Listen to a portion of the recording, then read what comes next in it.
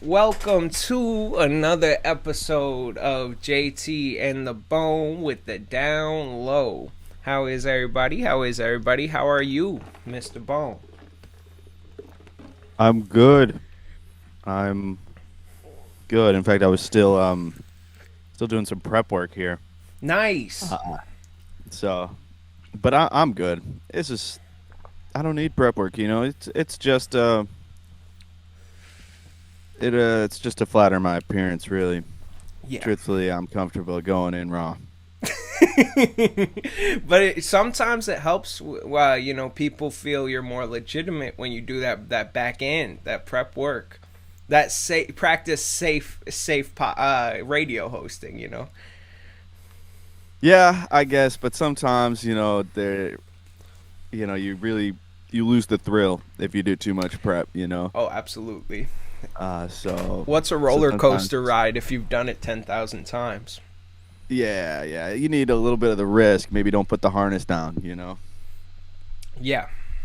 Yeah, I like that. Hold on tight, but you're going to have a blast And if you're you make going it. for a ride. Absolutely. Man, oh man. It's a beautiful day out today. Things are looking good in my end of the town, Is it though? I don't know. I haven't been outside, honestly. I've just been I in here mean, prepping for the radio show. yeah, it's not too bad.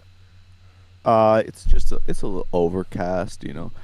I don't hate it. I like this right now this week where you're getting this change of the weather. It's happening. Yep. Just happened all of a sudden. All of a sudden it's fall. Now we're Look at starting to me. I'm wearing smell I'm we can wearing a smell the sweater. fall come in. I got out the long sleeves. Yeah. Hair And down. it's really getting to that. Yeah, I mean, we're getting to that football weather. Crispy That outside. 50 with a gust, a little wind, 50 degrees, 40 degrees. Where you're sweating, but it's kind of keeping you cool. You like it. It's not, you don't mind, and it's like, but you barely break that sweat. It's not like a summer sweat where it's like too much and you're going crazy. It keeps you, the outside weather keeps you good, and then all of a sudden you're good to go. You're breezy, you know what I'm saying? You get maybe like one of them cut off tees, and it's like you feel the breeze flowing. Yeah, I think really the best way to put it is like you will get got because you were out all day doing stuff in a t-shirt, and then you go out when the sun goes down and you're like, holy shit, it's too cold to not have some sort of sleeve or a hoodie. Yep. So when you're getting got like that, it's fall is coming in. Hard. and I've gotten and caught a couple of times. I it'll think get you. It'll be like twice 75 this in the season. day, and then it's like 60 at night. And 60 with the breeze is like you got to have at least some sleeves on. Yeah, or I mean, else you you'll could you you'll be could a tell little yourself chilly. that you're fine, but you're gonna end up being like, shit. I kind of wish I was at the bar last night, outdoor, Hmm. and I'm out there with a t-shirt, and I'm like, I mean, I'm not like this is fine. I can't lie. I would rather have a hoodie. So, ooh, Had to hit switching up him the with them. background. I Beep, actually, beep, beep, yeah, beep. pew pew pew pew pew pew. Yeah, I had this prepped before I started recording, and boom, bada bing, I didn't hit accept changes, and then I was out there and fucking wherever the fuck I Amateur hour. was. Amateur hour, bro. What is this? Our third show? God damn. Something like it. As a radio professional, I like to hold myself to a higher standard. But today's broadcast is looking fine. Mwah, it's looking beautiful. I got opposable, adjustable lighting. Bah, boom. Got my Falcons jersey on because I just made a very hot trade. We are entering the JTverse. All right. So I'm I ready. I made probably I've made two trades as a fantasy football connoisseur. Last season I made a trade, got toasted. And as one does, first trade of the career, but Right. second trade of the career, I got toasted even harder probably because I Oh traded no. Cordero when he had 4 points, and Pat Fryermuth for Drake London. And so I was thinking, all right, Cordero, he's a not looking great for the end of the season. I started off 3-0, luckily, happily, I'm sitting good right now. I had a chance to shake some up, but I didn't realize that if I waited one more week after he dropped 23 points, I could have snagged, someone like James Conner or his second piece in that deal. And so, your boy is all Falcons out, but me and Cordero, we have a rivalry because my dumbass GM traded him after I should have been loyal. I should have stuck. But I still got hope for Drake London because he is a stud. He gets the touchdown sauce. He's Marcus Mariota's favorite. Kyle Pitts is nice this year. Also former JT teammate, but I'm all in with Drake London right now, and Drake London has entered no the JTverse. I have zero choice. My back is against the wall. You better be supporting your guy. Exactly. I bought a sweater, bro. But the funny thing is that Cordarel's on the Falcons too, so it's like, it's tough, man. But I'll tell you, your only mistake here. I think the trade could end up being good for you, but you did sell low. You don't want to be selling low. Yeah, it was a classic rookie mistake. I had someone, and I thought I could sell high on him first week. Second week came around, expectations of mine were lower, and I got shifted to be scared. After a receiver puts up 4 points, or a running back, puts up 4 points on 3 carries. It stinks, but it was a rookie move, and so in a way, I have entered the JTverse, and I am my target this week, And Drake London, I do have high hopes for him though. He looks good, and even on the day where Cordero got 23, Drake London had 13. You know what I'm saying? Like, he finds a way. It's weird. Mariota likes throwing to him. I have it in one of my leagues, and I'm loving it. I took him as a late round. I don't know, maybe 7th, 8th round. And, I just said I like this team that they have no receivers, so they're going to throw him the ball. Mm-hmm. And they're throwing him the ball, so it could end up being good, especially Cordarrelle. They don't seem to want to give him so many touches. It's so confusing. It's like you have this monster of a running back, like probably like top 7 running backs right now, he's a beast. Fantasy-wise especially. But like real life-wise, he's just a baller, and he just hurdled the guy. Like, I would have never traded him if the Falcons weren't being so fucking weird about the shit, And like I get it, because last year I had him through the whole year, and he did peter off towards the end. And that was complemented by me also having Kyle Pitts, who rose up at the end, so I didn't notice it that much. But this year I was aware of it, Like, I didn't feel it that much in my point count. But, like, this year I was aware of it, and I was trying to swap him, and Drake London was coming off a 20-point game. So I bought high on him instead of selling high on Cordero. And so, yeah, it's interesting because I'm not like a super tradey dude, but I wanted to throw my shit in the water, and then I wasn't expecting Cordero to be in the conversation, and Ryan asked, and I happened to be hammered at a bar, and that was, I mean, that'll get you, That'll get you. Yeah, that'll definitely get you. But, like, the trade can end up being good for you. The thing is that, and I think this was the rookie mistake, is that even if it is good, you probably could have got more value by waiting a little bit. But who knows? Who's to say? Yep. There's no way for you to know that. I mean, do you want to cut a little PSA now that you know about selling low and buying high? Cut a little 30-second PSA for us? Yeah.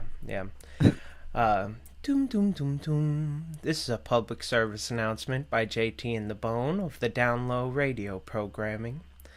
Hi, everyone. That's where everybody says hi back. It's like hi, like a support system, a support. Hey. Yeah. My name's Jeffrey. They say hi, Jeffrey. Hi, Jeffrey. I've So this is I've This come. is a This is a Fantasy support. Anonymous. Yes, this is a support group. Everybody has their free coffee and a donut or whatever. Everybody's sitting around. I pipe up. I've been dealing with fantasy for 2 years now. I've been wrecked by it emotionally, taken to higher highs and lower lows than I've ever been.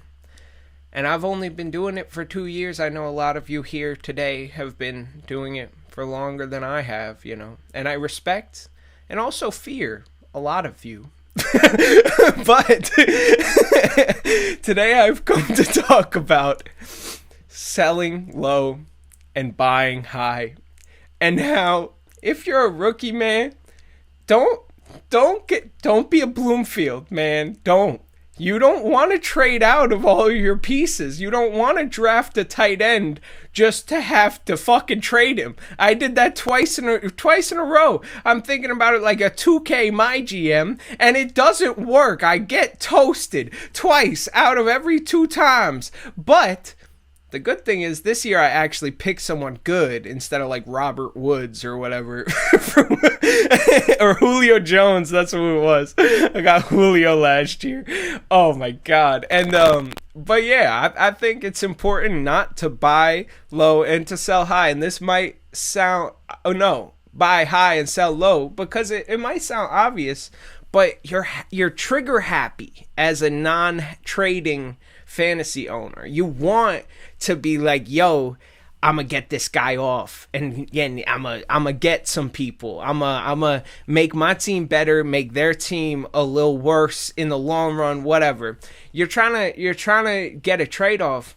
Wait it out, man. Like you should really draft and then do waiver pickups and trade those small pieces away. If you want to get trade happy, but don't buy high on Drake London necessarily, And I come to you today wearing a Falcons sweatshirt of guilt, I thank you. This has been a public service announcement. Doom, doom, doom, doom. This was a public service announcement brought to you by JT of JT and the Bones, the Down Low radio program. Thank you. It was important. It had to be said, and especially for people that haven't played fantasy for a long time. It's a trap, you fall into. A guy has a bad week, and you say, I don't. Even they have 2 weeks that they don't hit that projection, and you're just like, it's never gonna happen. And you sell them for peanuts, and it's not great. I mean, even if you get a good player like London, you should try to get more. But I think you'll be all right. You didn't ruin your team. I think I'll be good. That's the good thing. By the way, yes, we said to buy low on CD Lamb, and now he had 2 good weeks in a row. But if you can still buy, we did call if you can buy CD Lamb, buy CD Lamb. On our two episodes that haven't been released yet, we did a little buy low on CD Lamb. Yeah, I mean, I don't know that we're gonna. I don't even know if we're gonna drop them. No, they were kind of. They're archival. Yeah, but we can definitely clip that so we have proof. Some proof of that. A little time but code. Truthfully, I mean, if we clip that, it almost doesn't feel fair. I'm sure I said some stuff that turned out to be wrong as well. Or it's post-mature. No. Buy low if you can. Well, it's not even low anymore. But buy CD Lamb. I mean, there's no other targets in that offense, so buy CD Lamb. Yeah, I mean, I had Noah Brown off waivers. I found him. He's, like, all right, but Michael Gallup's going to get back, and CD Lamb's comfortably the guy, Like, I don't think Michael Gallup's really good. Like, it's not a scenario where Gallup's going to be taking away Lamb's production. I think it's just going to squash the Noah Brown, production. Yeah, I mean, he'll have some down weeks, but he's the guy. He's just solid. What do you see him as? Like a bottom wide receiver 3? Like what do you think? CD Lamb? Yeah.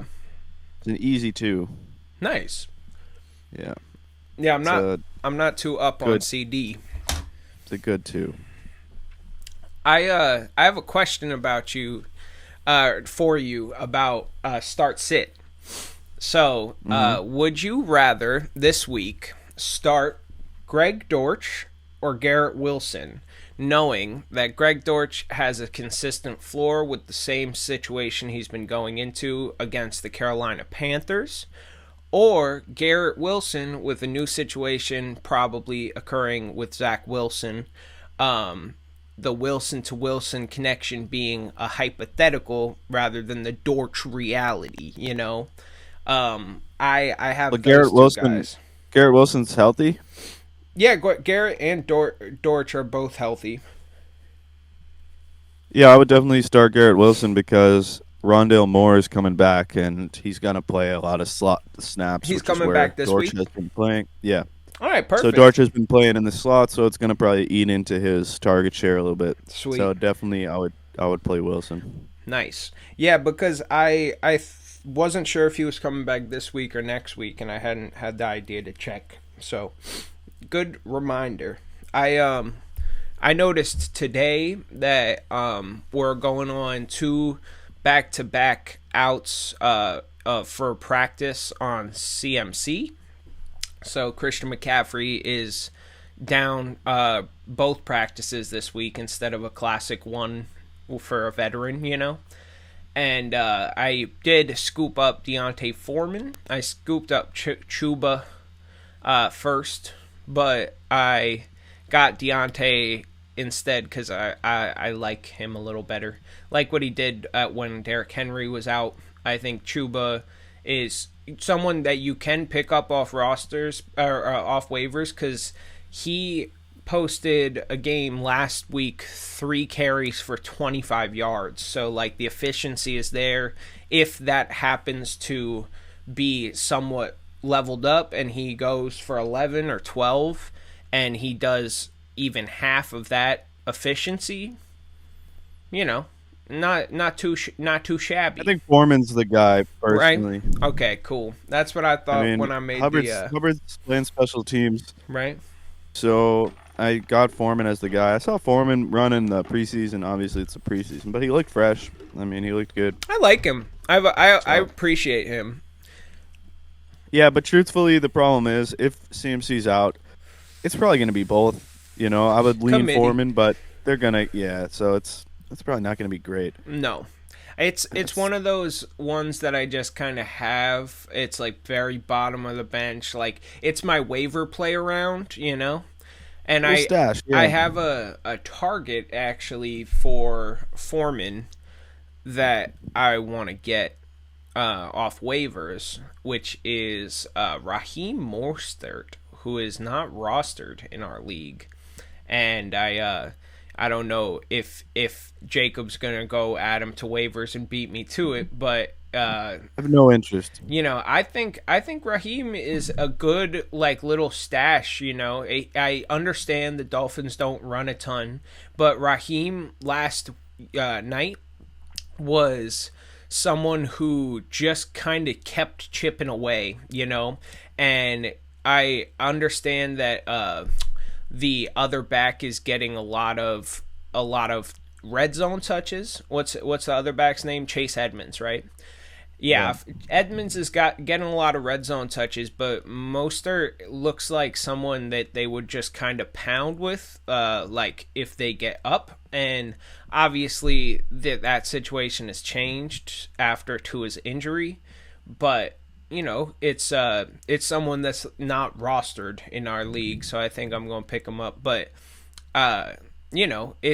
it looks like a sticky situation there now. If you need running backs, then definitely, and he's available, pick him up for You sure. know, Him it's and Edmonds, but not they're in not going to most be leagues. available in a lot of leagues. I I mean, think he Mostert got maybe, dropped. Edmonds maybe. I think They're Mostert kind got of dropped like by someone who just like was fed up. You yeah. know, Pick him up if you need running back. I don't like that situation, but I will say if Tua's out for a while, which he probably will be, they're going to run the ball more. right? Definitely worth a scoop. That's what I'm So, thinking. but they will split carries. So just know that you know that when Yeah, but you get one of them, that they're going to be splitting with the other one. I test for me. I saw Mostert have more production and look like the steady back as far as that goes. Like he had 15 attempts, 69 yards, 3 targets, 2 receptions for 12 yards. But then Edmonds, let's see. I haven't checked his stats. 5 rush attempts, 6 rush yards, three targets, 2 receptions, 14 receiving yards, and a touchdown on the reception. So like that. Yeah, Edmonds will be receiving more, and Mostert will get more carries. That's really how you can look at it. And he looked good. Like he looked spry. He looked like a little motor of the offense sort of guy, and he kept on chugging. And he was up against Cincinnati, obviously, so it's not a great run defense, I don't believe. Let's see. Middle of the pack, I would say. Yeah, I feel like it's just someone that I'm a little interested in. So to wrap that Worth up, a shot with 2 out. you have um you have Wilson over Dortch. Nice. I like that. Hey, you have any start sit quandaries you're thinking about? Nah, I mean, I don't know. I've just been, I do my thing, I got injuries and stuff. I have Gabe Davis. I got to see if he's going to play, but I know pretty much who is. I have like a hierarchy. At this point of the year, I don't, unless it's like a really bad matchup, I don't really trust matchups until you get halfway through the year. Why is that? That's interesting. Because it's just sample size. Like, yeah. if you have a receiver that's like the number 1, but I don't know, he's your number 3, and he's a wide receiver 3, and he's going against a great corner, then yeah, maybe I'll sit him. But in general, it's too early. It's too early for me to say that. Oh, this is too scary to play a player because they've been good against the run. Like even a defense I know is great, like Tampa. Like Tampa's playing the Chiefs. Like I'm not gonna really sit anyone. If Edwards-Helaire was getting a start for my team, which I don't have him, but I'm just saying, like, if he was my RB2, I'm not sitting him just because it's Tampa. That's just for an example. Yeah. At this point in the year, I just haven't seen. I haven't seen enough. It's week to week, and you got to put up a resume for me to be really watching matchups that much. If it's like even if it's neck and neck, then yeah, I play the matchup. But generally, I know where I want to go, just on a roster basis, kind of tier list of. Yeah, it gets stickier with the flex and stuff like that. But I agree. Like people back week 1 or week 2, everyone was saying New Orleans was going to stuff Cordero Patterson, that like he wasn't going to do anything. He put up 20 points. It's just like there's no way of really knowing. So you got to have your guys first week. Plus, that's true. Even with matchups later in the year, there's injuries. You might not. Some linebacker that you never heard of could be injured. Then their run defense is good. Like. Just how it goes. You start your good players. Yeah, you know your guys and you start them. That's good advice. Don't get too concerned, like trying to game the system because the Jets are, it's not a sure thing. I did look up if like how Cincinnati is doing versus running backs. So they have actually held all running backs all 4 weeks. Under 100 yards, and they've held 3 out of 4 running backs to 0 touchdowns. And Dallas, they gave up 1 rushing touchdown. So I feel like for Mostert to be running on them looks good. It's statistically like that's nice. And I didn't know that Cincinnati was a solid run defense like that. I would just like they're all right. Like truthfully, those kind of stats. That's part of the reason what I'm saying is like the stats. They don't tell you if the teams they played were running teams, what the game script was. Yeah, it's obviously better than giving up a ton of yards.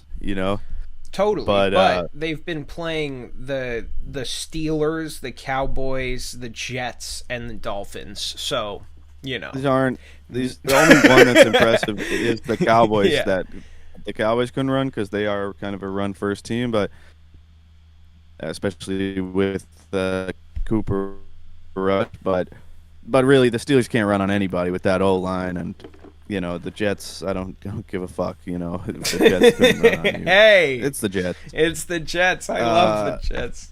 Hold it down. Yeah, but they were down the whole game. You know what I mean? They couldn't exactly run the ball. They couldn't feed their running backs. Feed their breast. Yeah. The beast of Brees. That dude was going like fourth round, and I don't know see why it. you would I want to didn't get see involved it. in that. He was auto drafted in our league. Yeah. No, he was like the auto draft special. Brees Hall was the auto draft special because for some reason Yahoo had him in the fourth round, but no one was picking him till at the very earliest, the fifth, fifth or sixth. So he was. If someone was auto drafting in your league, they probably got Brees Hall. Brees Hall, the auto draft champion of the week. Auto draft player of the year. Yeah, auto draft. He's already a locked in sure shot. I remember one year they were auto drafting Rob Gronkowski when he was retired. Nice. He ended up coming back. That's the funny thing, but I don't think he came back that year. He took a full year off, I think, and they were taking him in like the late rounds for some reason. Our buddy Jack would be cooked if that happened when he was playing. He was still thinking about taking Rob Gronkowski this year. Searched getting him after he got George Kittle. Second round George Kittle pick. That's the most bold legendary Jack. This is a guy, he doesn't watch so much football, but he likes fantasy. I think it's his second year playing, and he in the second round searched George Kittle and picked him. Hotkey. I don't know why. I mean, I asked him why, and he said he was on a list of the top 100 players. But there were other players on there higher than him that were still available, so I don't understand why. But he had his guy. You know what I think? And he got his target. I think that he searched George Kittle. I don't know if this is true, but I have a conspiracy theory that he searched George Kittle because he was gonna take Travis Kelce second round, and Jake Barr took him or something early, And I think that he then was like, fuck, who's like Travis Kelce? And typed in George Kittle. Well, dude, I was there with him. and I'll tell you, that is not what happened. No, he wanted George Kittle, and he got him. Yo, yes. I hope he goes off. He was very much targeting George Kittle with that pick. That's delightful. You want to get into the game? Yeah, let's get into the game from last night, baby. We had the Dolphins at the Bengals, and it was a good game. It was fun, to watch. It was very scary. Marred. Yeah. There you go. You could start it off. Yeah, obviously the Tua injury, it's the talk of sports, I think, or at least football today. And for good reason. I mean, it was one of the scarier hits you'll ever see. One of the scarier reactions, just bodily reactions to a hit. And he was seizing up, passed out, whatever. Everyone probably saw it. And I mean, I'm gonna put my BoneZone to this topic, but obviously I don't believe he should have been on the field, and I think it's a pretty big step back for the NFL in terms of concussions and safety in general, like player safety in general. I mean, for a league that contends that they are committed to protecting players now more than ever, this was something out of 1980, so we'll I'll get to that more. I'm gonna save it for a little rant later because I got stuff to say about it. But on the game, we could talk the game. I mean, shit, the injury was messed up, hard to watch. He shouldn't have been out there. It did distract. It did mar, I think is a good word. Like it's just it is. I will save it for later, but like it's hard to talk about football and statistics and stuff when you see a guy get hurt like that. Like Well, it's it's really just like what I want to. I want to. You know what? Shit, I'll just do it now. yeah, get We'll into just it, enter the man. bone zone Enter right the now. bone Nah, zone. You I wish I have had my entered shades. the bone zone. That you have. Welcome to the bone zone. Today in the bone zone, the NFL. What the fuck? So, at first, I'm watching the Bills Miami game on Sunday. I'm a Bills fan watching the game. He gets hit. His neck slaps back. His back of his head hits the ground. Scary. He's wobbling. He can't walk straight. He's He shaking his head. he walks and then he falls. Walks. He falls. He falls again. His teammates have to hold him up. He's shaking his head like that, which is this just it's something's up with his head, right? Mm-hmm. So he's out. I say, oh, Tua's done. Tua's concussed. Whatever. No, didn't think much of it. Bridgewater comes out. Doesn't look very good. Second half starts, and Tua is on the field. So I'm saying, I don't know. I'm just like, I don't know how this is possible. But, I mean, it's just like, oh, I guess they somehow got around the protocol, because I was convinced that he was concussed, and I was shocked, but you don't. I wasn't outraged. I was just shocked. And they claim it's a back injury. I mean, but you watch that hit. There was no. He wasn't grabbing his back. He wasn't making any moves to his back. That was horseshit. Then, the whole back injury, like that, just seemed so sketchy. Yeah, I mean, so this week comes around and he's playing, and I mean, I think it's crazy that he's playing, but again, like, okay, he came out, he played, he won that game, he made a great pass on third down to win that game. You don't think too much of it, other than they totally got around the concussion protocol. Then that hit happens, and at first, I'm mad at the Dolphins. I'm saying, how, like, what's wrong with the medical staff? What's wrong with this coach? You don't care about your players. You don't care that he was concussed and more susceptible to another concussion. But the more I think about it, the more I really have to be mad at the NFL, and that's why the NFL is the topic of the Bone Zone, and not Miami coaches and doctors. Not because they're not at fault at all, but because that's their organization. So that's definite negligence from their point. He shouldn't be on the field 4 days later. They should know that. But they're trying to win games. Their doctors say that he's good enough to play. He says he's good enough to play. Obviously, he's the player. You can't totally trust the player in that situation. Especially when he's concussed. Yeah, when he's concussed and the doctor says he's cleared. Ugh. But that's the team. I fault the doctors, I fault the coaches, but not nearly as much as the NFL for. They make this whole big deal about the independent neurologist, about the protocol. Which, we've gotten better through the years. We've updated it. It's more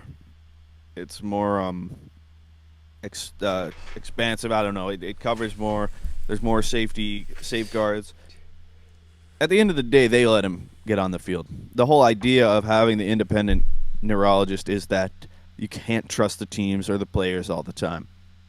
Even if they think they're good, they might not be good. You need an independent person there who's gonna be like, he should sit for a week. Yeah. Because you can't always trust the team. Yeah, you need the someone. Team doctors are paid by the team. Yes, you need someone who doesn't give a influenced. fuck if that team wins or loses. They just are looking at the human being. Yeah, so it's a massive. It's a bad look for the Dolphins coaches and players, or not players, but coaches and doctors. Yes, It's a bad look, but it's really way worse of a look for the NFL, who claims to be about player safety and has now shown once again that they actually are not doing enough. There's not enough precaution. I don't know how he made it back into that game, but assuming that he was truly concussed in that game, which I fully believe, it's incredibly dangerous to be taking another concussion that soon.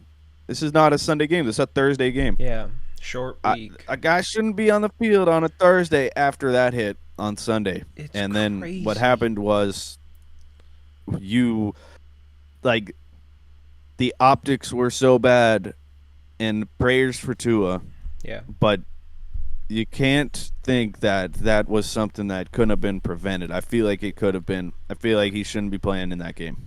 I think he shouldn't be out there. You have Teddy Bridgewater, you know? Like, you have someone who's competent and is here for that situation. Let your guy rest. It's week 4, week 3 when that happened. You have 4 days and you're going to rush him back out there again after rushing him out there again on week 3 after the hit.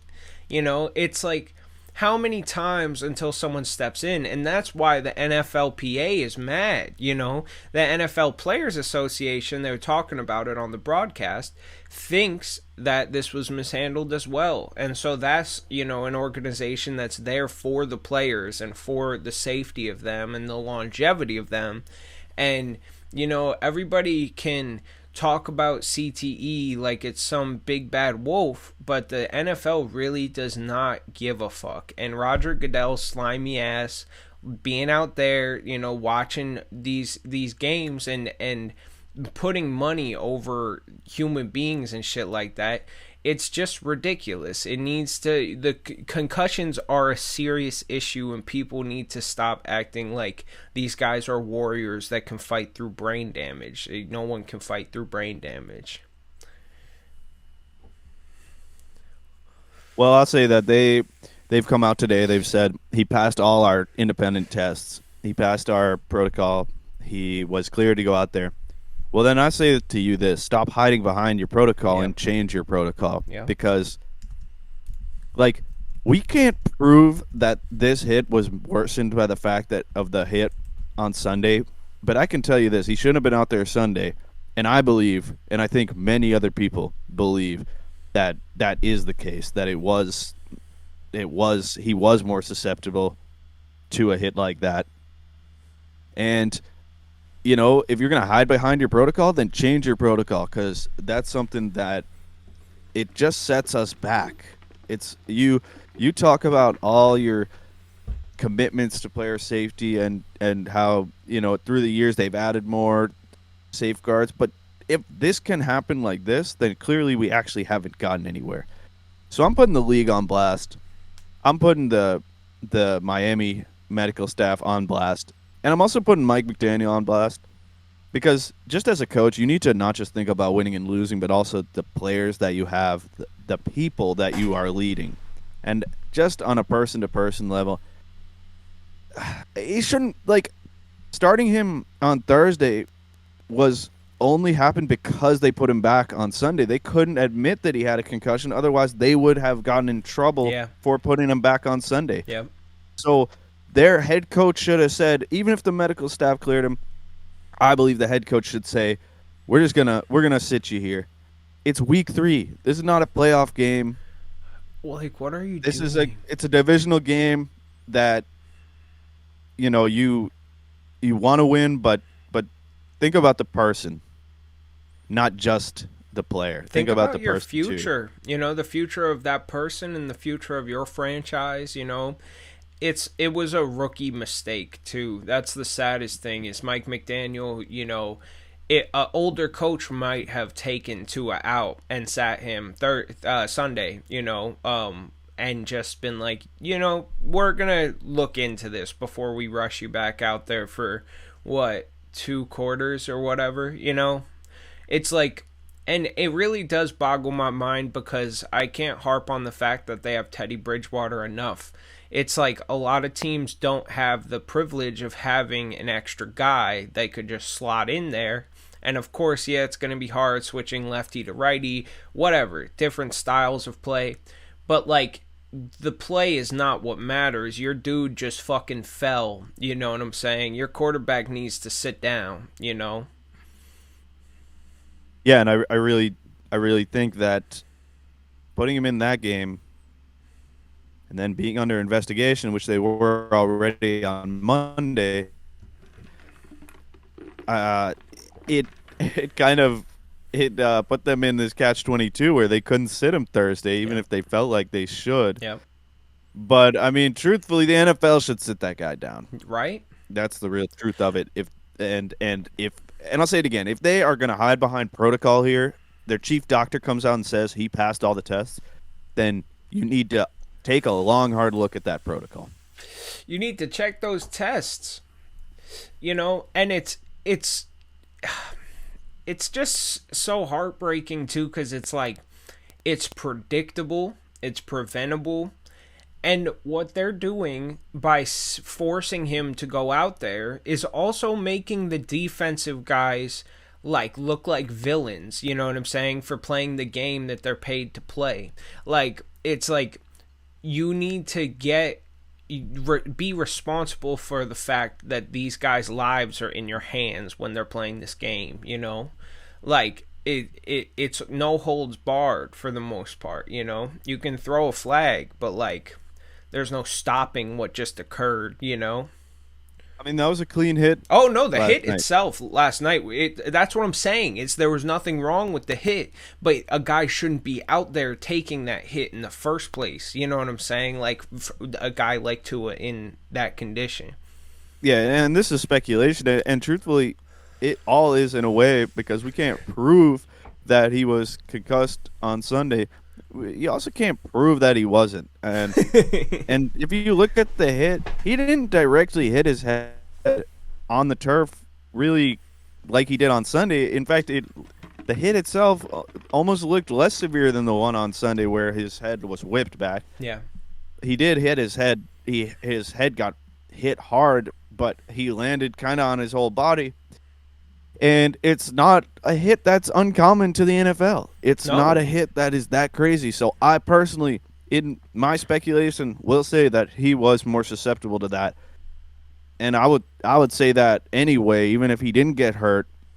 I was saying it on Sunday that he should not be out there for the second half. Now, he played the rest of the game, and I think we all nobody really took it so serious. Yeah. Maybe not nobody, but your average fan, I think, Didn't think. didn't think too much of it. Just said, "Oh wow, they really got around the protocol."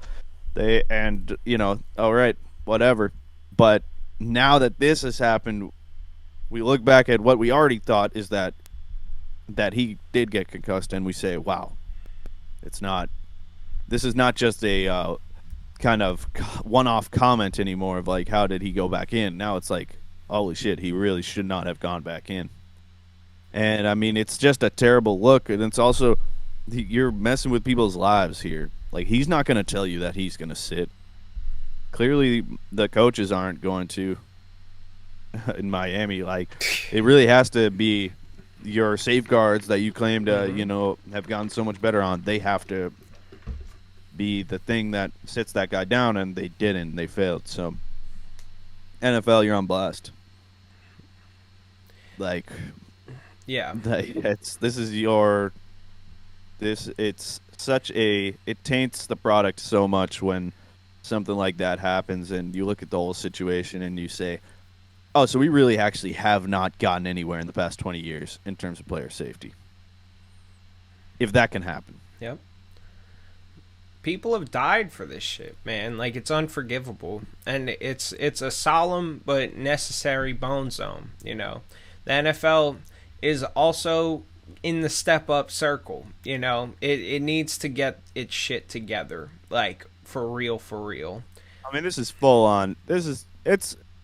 I like to have fun with the Bone Zone and rant about someone that I could take some shots at and make it fun. But this is not fun at all. But it's true.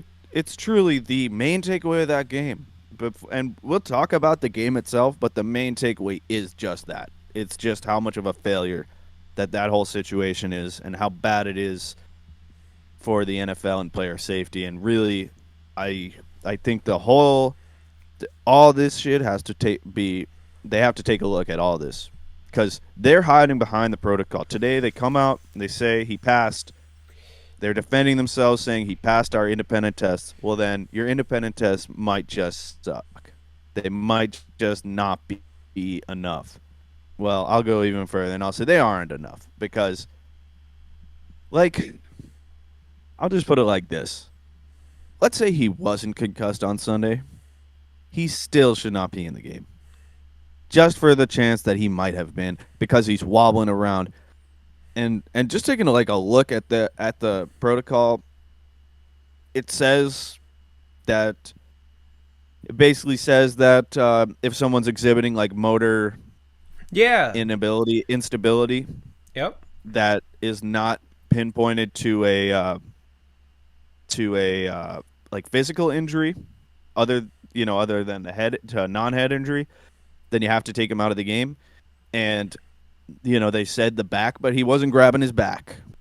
And He was grabbing his head. even if it was a back injury, that could be spinal, and that is not something that should be agitated further because that could be very bad. Like anytime a guy is incoherent with his motor function, you're supposed to take them out of the game according to the protocol. And so it's like they brought that up on the broadcast as well last night, where it's like you have these standards in place, but they're only used so much, and they're not enforced enough. And that's why the investigation by the Players Association started, I believe, right? I mean, it started even actually. I think Sunday afternoon. They even came out right after the game. It just looked like he had a concussion. So how is he back in the game? So they wanted to investigate. Whatever, man. It's just such a failure. Yeah. It's really cannot be overstated how much of a failure Yep. that was. And That this whole situation is. you know, And now you have a guy that like I don't think should play for a long time. yeah. And I have the best hopes for Tua. I just want everybody else around him in the authority positions to step up. Yeah, and we can't trust teams. We can't trust team doctors. We can't trust players, obviously. So if that last line of defense is not working, then we have not made any strides in player safety, really, at the end of the day, because something like this can happen. Whatever, man, it sucks. I mean, it's truly taints the entire product of the NFL because this is something that they claim to care about, and yet I'm not convinced. Yeah. Yeah. We could talk about the game, though. Yeah, we'll talk about the game a little bit as you know, I think that's the next logical move. It's a solemn BoneZone, but a good pivot is always necessary to keep the show on the road. Yeah, I mean it's something that's also like I think it's also just common sense. Like, Yeah. I think pretty much the majority of the population is in agreement here. The Exactly. majority of the NFL watching population can tell that something here is not right. Yep, and I think that's why there's no need to harp on it further, other than get your shit together. Looking at the game, we have 27-15. The Bengals walk away with a win, go back to 500. The unbeatable Dolphins go down. So there is only the one team left undefeated, which is the Philadelphia Eagles. The Dolphins, I feel like, it's I think Teddy Bridgewater came in, stepped up, and he did his thing. Like, I'm looking at it now. He was 14 for 23, 193 yards, one touchdown, one interception. And Tua, while he was in, played for 110 yards. He 14 attempts and 8 catches for one interception. So a lot of it was 69 yards for Raheem, and then Tyreek blew up. You know, he had 16 yards on average, 10 reception yards, 10 receiving catches, and 160 yards. Yeah, so I'm just gonna give you my rapid fire notes. I took some notes. Yep. I'm gonna rapid fire, shoot them off, and then you can give me your takes from the game as well. Let's go for Now, it. I'm gonna have to disagree with you here. I think that game was pretty clear that Teddy's not that guy. He's not that dude. He's a good backup, but now you're looking at he's got to start for a month plus. No, it's not I good. mean, at least I just That's not it. I don't think he's that guy. I just don't. He didn't impress me at all, really. I think he's solid can win enough some to games. float. You know, he's solid Yeah. enough to float for now. You know, I mean, think of the I think he make Tua look yes, he did. good. Like, he made Tua look everyone, great. I think Tua is such a weird conundrum where everyone's like, you're either like with Tua or totally against Tua. His But I throw think Tua style is is crazy. Yeah, I mean, I think he's the odd case of like the people that like him overrate him, and the people that hate him underrate him. Yep. And he's somewhere in the middle. And I think Teddy kind of makes that clear, where it's like, yeah, he was definitely better than Teddy. Yeah. And I'm pretty concerned for their offense with Bridgewater. Me too. It doesn't make any sense anymore. You know, like you could put up 193 yards and a touchdown and an interception, but it doesn't make the same sense. You know, like Jalen. He didn't pass the eye test personally. No. Like he didn't look so bad, but like he really, I don't know if your offense can really get rolling with Teddy Bridgewater. I mean, and it doesn't look good for Jalen Waddle or Mike Gesicki because they both caught twice. You know, like Tyreek just wound up with the ball a lot, but it's all Tyreek, those yards. Like for Bridgewater, like more than half are just Tyreek running. Like it's not even anything Bridgewater truly did. And so, you know, Jalen Waddle only caught 2 balls for 39, and Trent Sherfield had 4 catches for 55. It's gonna be messy. I mean, if you look at it, first of all, Waddle was gone for the whole game. Pretty much didn't do anything. But really, when you think about, if you take away that one deep pass, which really was an impressive throw from Bridgewater, but like if you take that away, there wasn't really any passes more than like 10 yards. Yeah, most of them were right over the middle and Yep. just kind of throwing little crossing routes to Tyreek Hill. I mean, we'll see if they change their scheme a little bit, but you can count me as I'm not optimistic about this offense with Teddy Bridgewater. Not on the bandwagon. Not on the Bridgewater bandwagon. I mean, you could do worse as a backup, but now he's your starter. Yeah, so shift. And then I'll also say, go ahead. Yeah, go ahead. Oh, I was just gonna say on the flip a coin. Yep, flip. Oh, I got one. All right. I got one. Call it out. Heads. Tails. Tails. All right. Tails is the go-to. So, I fucked up. Tails never fails, brother. Tails never Truthfully. fails. So, we got Tyler Boyd, Jamar Chase, T. Higgins going crazy. Hayden Hurst went almost nuclear. He was right on the edge, it felt like. You know, he was at the beginning, he was like, he looked like a Viking. He was all angry. He was screaming, caught some crazy yak. He broke a couple of tackles. He looks great. He's a fun guy to watch. Yeah, they should get him the ball more. And Joe Mixon, they tried to feed that guy, and you know, I don't really like Joe Mixon after the allegations and everything, but that dude wasn't doing much other than the touchdown. He had 24 carries for 61 yards, an average of 2.5. He did have a very impressive touchdown push. That was cool. Like that, he just kept moving. Like it was probably 4 yards, like of just dragging like a whole team's worth of weight, you know, with people pushing and stuff, obviously. But that was fun. And then I think my favorite as a fantasy owner of Jamar Chase, my favorite play of the game was the Tyler Boyd trick play. Oh, that was pretty. That was You pretty, know, man. That was that was an actual it, nice throw too. yeah, it's not a good sign when you need to do that to get Jamar Chase I involved. know. But I'm I will say sad. it kind of sparked them to kind of close out that game, take back the lead and close out that game. So it turned out to be a pretty big play actually in It that was game. That was huge. it kind of opened up the offense. It felt like a little bit. Yep. I'll say Miami defense very good defense.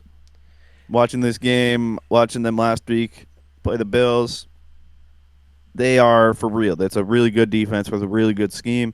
They play a lot of man coverage and they are able to play man coverage. Bro, And they hold it they were down. very good. They have rookie cornerback in who got burned one time, but that was by T Higgins, and T Higgins is kind of just a beast. He's gonna do that, but they're like auto blitz kind of like it's like a up tempo defense sort of thing. It's weird. It's like the response to the no huddle hurry offense. Like it's like the reverse of that, the yang to that yin.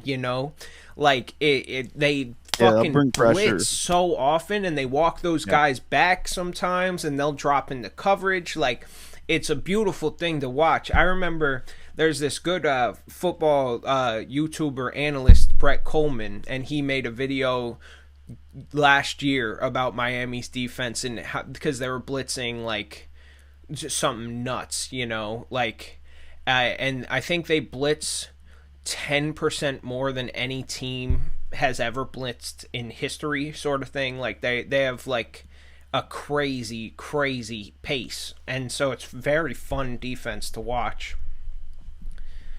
Yeah, I like that even though they fired Brian Flores and brought in Mike McDaniel, totally changed the offense, but they kept the defense. It's pretty much the same defense because it worked, and their Yep. defense is legit, and it could help them win a few games, even with what I think is going to be a pretty slow offense.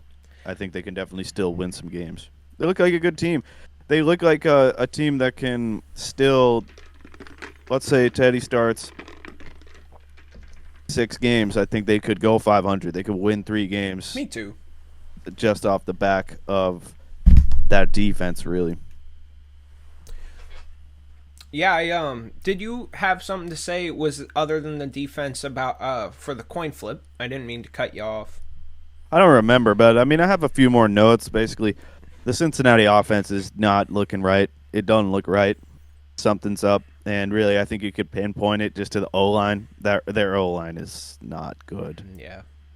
It's tough. They couldn't really run the. Now Miami's good defense, but they couldn't run the ball. They couldn't protect. Burrow didn't have that much time. At all, collapsing pockets galore, like for real. Yeah, And Burrow he makes had to get rid of do. it quick. Yeah, he makes do, man. And T. Higgins is really benefiting from that fantasy wise. Like, he is someone that, like, Joe Burrow is just comfortable, like, sending one up when he's running away from three people because T. Higgins is just so. He's such a, like, playmaker. Whereas Jamar is, like, someone where the route has to develop and then it could be a 60-yard touch. You know what I'm saying? But, like, he's like a more like scheme guy where you have to have time for that pocket to develop. T. Higgins is getting fucking Hail Marys, you know what I'm saying? Like Yeah, he was getting rid of the ball within the first second and a half, it was most tough. of the game. It was tough, man. And I just like I don't know how sustainable it is for them. he's gonna get hit so much, bro. And the NFL broadcasters can say what they want about how Joe Burrow has a good attitude about getting hit and how that's football for you, and that's what Joe Burrow said. It's like, of course, that's what Joe Burrow said. He definitely hurts still. You know what I'm saying? Like you're getting hit. Like he gets It's your hit, franchise QB. You don't want to see it. You don't and want to see it happen too much. and he gets hit on completions like constantly. You know what I'm Yeah. saying? Like it's like those don't even count for sacks, but they fucking hurt, Yeah, I don't. They got to figure something out. And they're having trouble running the ball. having I trouble pass I protecting. think they should probably put Tyler Boyd in as starting QB, give Joey B some rest, and Yeah, I mean, at least like alternate quarters, right? Like Boyd could take the second quarter and the fourth, and Burrow could just like take the first and the third. first and third. I mean, that would really be probably a good game plan for him. Hot They should think swapping them about it. constantly. Yeah. I'm sad about the O line because it looks more than chemistry. Like looks like there's problems deeper than just chemistry, but we'll see. Hard to tell. It looks like personnel issues. I mean, I don't know all the names on their line, but I don't know. You'd have to. Bengals fans, would probably know what the real problem is at the root of that O line. But I'll just tell you, as a unit, they don't look great. So we'll see. I don't think it's the most sustainable thing to have your QB getting hit every play, having to get rid of the ball every play. He's got to get rid of it. They protected for him a few plays. The T Higgins pass, he had some time. Yep, that was beautiful. I don't know. It doesn't look great. Their offense doesn't look like it's really capping their potential on offense Yeah. with Burrow having to get rid of the ball so quickly. We'll see. I don't. I'm not. I'm not. I'm not so high on the Bengals after that game, even though they won. I'm still thinking there's some big problems. Bro, like the team stats are crazy. Like the Bengals won, but they had 7 less total yards than the Dolphins. Like This is a team with their backup QB, yeah, and you're exactly. getting outgained by them. Like there was something wrong there. They had less yards per play, less rushing yards, and 9 more passing yards. That's no good. You know what I'm saying? Like No, and they also just didn't look right. no, there was a hitch there. Exactly. Do you want to get into the pallbearer of the game? Because I have a hot little pallbearer of the game. Yeah, we can do that. I just wanted to say one last thing, Please, about that game in general. please. I personally think Thursday Night Football should be put to Saturday night. Right? I don't like this short rest. I tell you, I play football sometimes on Sunday, and then I'll play again Wednesday or Thursday, and I'll tell you, I don't feel fully healed. Yeah. So, and this is flag football, so we're talking about tackle, full contact. You're going to tell me that they're fully healed? They're not. It's just not enough time. So I know that the NFL doesn't want to mess with college football. They have a good relationship, and they'll never do it, by the way. So this is really just speaking into the void. But it should be Saturday night, and it really just should be. Hello, Void. Void. It should be SNF and SNF. No, it really should. It should be Saturday night. Also, because Thursday night games, it's like a crapshoot if you can fucking make the time to catch them. It's like sometimes I'm so locked in for it, and it winds up being, the Steelers Browns or something like that. And it's like, and then other times you miss like a really good game because you had to fucking work or some shit. Like it's just not enough time, man. It's not enough time to for rest. The players, especially, but as a But I'm with you. Yeah, Thursday night. You're not always ready to. You're not always able to sit down for 3.5 hours. I like the and watch a mic game. stand. I like that. Yeah, I was thinking about setting it up, but I like holding the mic a little bit. It's good. Maybe I'll set it up if I can find a whatever it's called with the hinge. I would have to just put this down. I want one of those. A boom. They're called a boom mic arm. Right. Those are sweet. That's when you know the podcast has leveled up. I think I have one. I have one. Right now, somewhere. The mic I got right now is actually. Apologize. I'm just adjusting it for a second. It's really nice. My friend Patrick sold it to me. $40 for this and the interface. Coming through good. It's coming through clear. You are too. You are too. I'm excited. Excellent. I'm excited about our setup. This is a delightful episode so far. We're doing good, doing great. If you're just tuning in, welcome to the Down Low with JT and the Bone. What can I say? Hope you're having a good time. And if it's your first episode, which it will be, happy you're here. Shout out. Shout out, bro. Shout out. So, pallbearer of the game. You can go first. All right. My pallbearer of the game is the Jamar Chase Show, a.k.a. the dagger that was not the trick play, but like the fucking like 37-yard dagger to the heart of a crumbling Dolphins. And it was with 2 minutes left, bing bong, and it was just sealed the deal. It was less than 2 minutes left, maybe, and it was just able to sit him down from there. All good. Recovered 6 points for my fantasy. So the pallbearer of my fantasy week, he was about to have like 4 points. We have a slightly biased selection here. Oh, I mean, yeah. No, he put up 10 points. He was about to put up fucking 4 points, bro. I was sad. I was a sad boy. But he averaged 20. Keep your biases out of this show. I don't know, bro. The pallbearer is a fully biased segment. It's like literally, it doesn't even exist. I don't know, dude. I'm gonna start lining up replacements if we get the, no. You better find a new producer too, then. Bitch. Bro, look. I mean, we need to be unbiased, totally unbiased. No, I mean, but the Bills are the best team in the league, and we have to be unbiased. No, that's my unbiased opinion, though, is that dagger is the pallbearer of the game. Because my champ of the game is T. Higgins. No, you're good. You're good. T. Higgins. Truthfully, I mean, the pallbearer. I think the pallbearer it's very subjective. Yep, that's what I was saying. It's a biased one. It's where the biases come out to play. You know what I'm saying? Yeah, I mean, I got Von Bell. I mean, that pick to me is just was the dagger. They were driving and they were still 1-score games. So Von Bell's interception, you kind of feel it coming. He had 2 of them. Right, but that we know the one I'm talking about. I think the other one was big too, actually, but. Yeah, he had 2 huge interceptions. Von Bell is the pallbearer. I concede. I overlooked for my fantasy outreach, and I overlooked Von Bell's 2 tasty interceptions with the one to seal the deal. But thank you, Jamar, for the extra 6 points. It's fine, dude. You don't have to go back. You don't walk it back. I mean, this is your last pallbearer ever. No. So you might as well go out swinging. No, I do like Von Bell as fuck you. I do like Von Bell as the pallbearer of the game. I like that.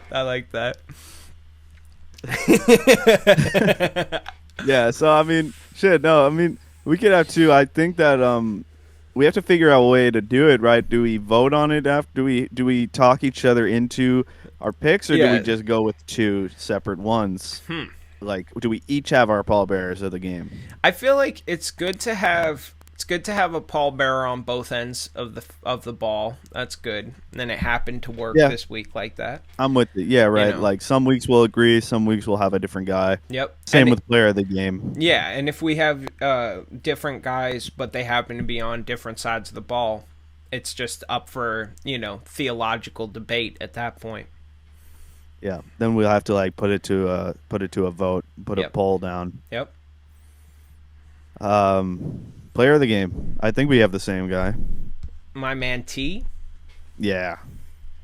It's gotta be technical T, bro. That guy, he was cooking, bro. He's fun to watch. I'm feeling silly drafting him over fucking Jamar over him, honestly. Oh, come on, dude. He'll be fun, but don't go selling Jamar now. I'm not gonna sell. Look at me. I'm in a Falcons jersey, bro. I can't sell. I don't have enough money. You want to get Cordarrelle back? You sell Jamar. You sell Chase for Cordarrelle back. Yo. The long con. You're having buyer's remorse, and so you compounded with seller's remorse. I love Jamar. It's just T is really looking beautiful. He's just it's not even to compare them. Like T Higgins is just playing out of his gourd. He's a great player. He had a couple that were close to even making his stat line more big, because I just love that in a game like this where Jamar's kind of getting locked down a little bit. That T Higgins to Boom. step up.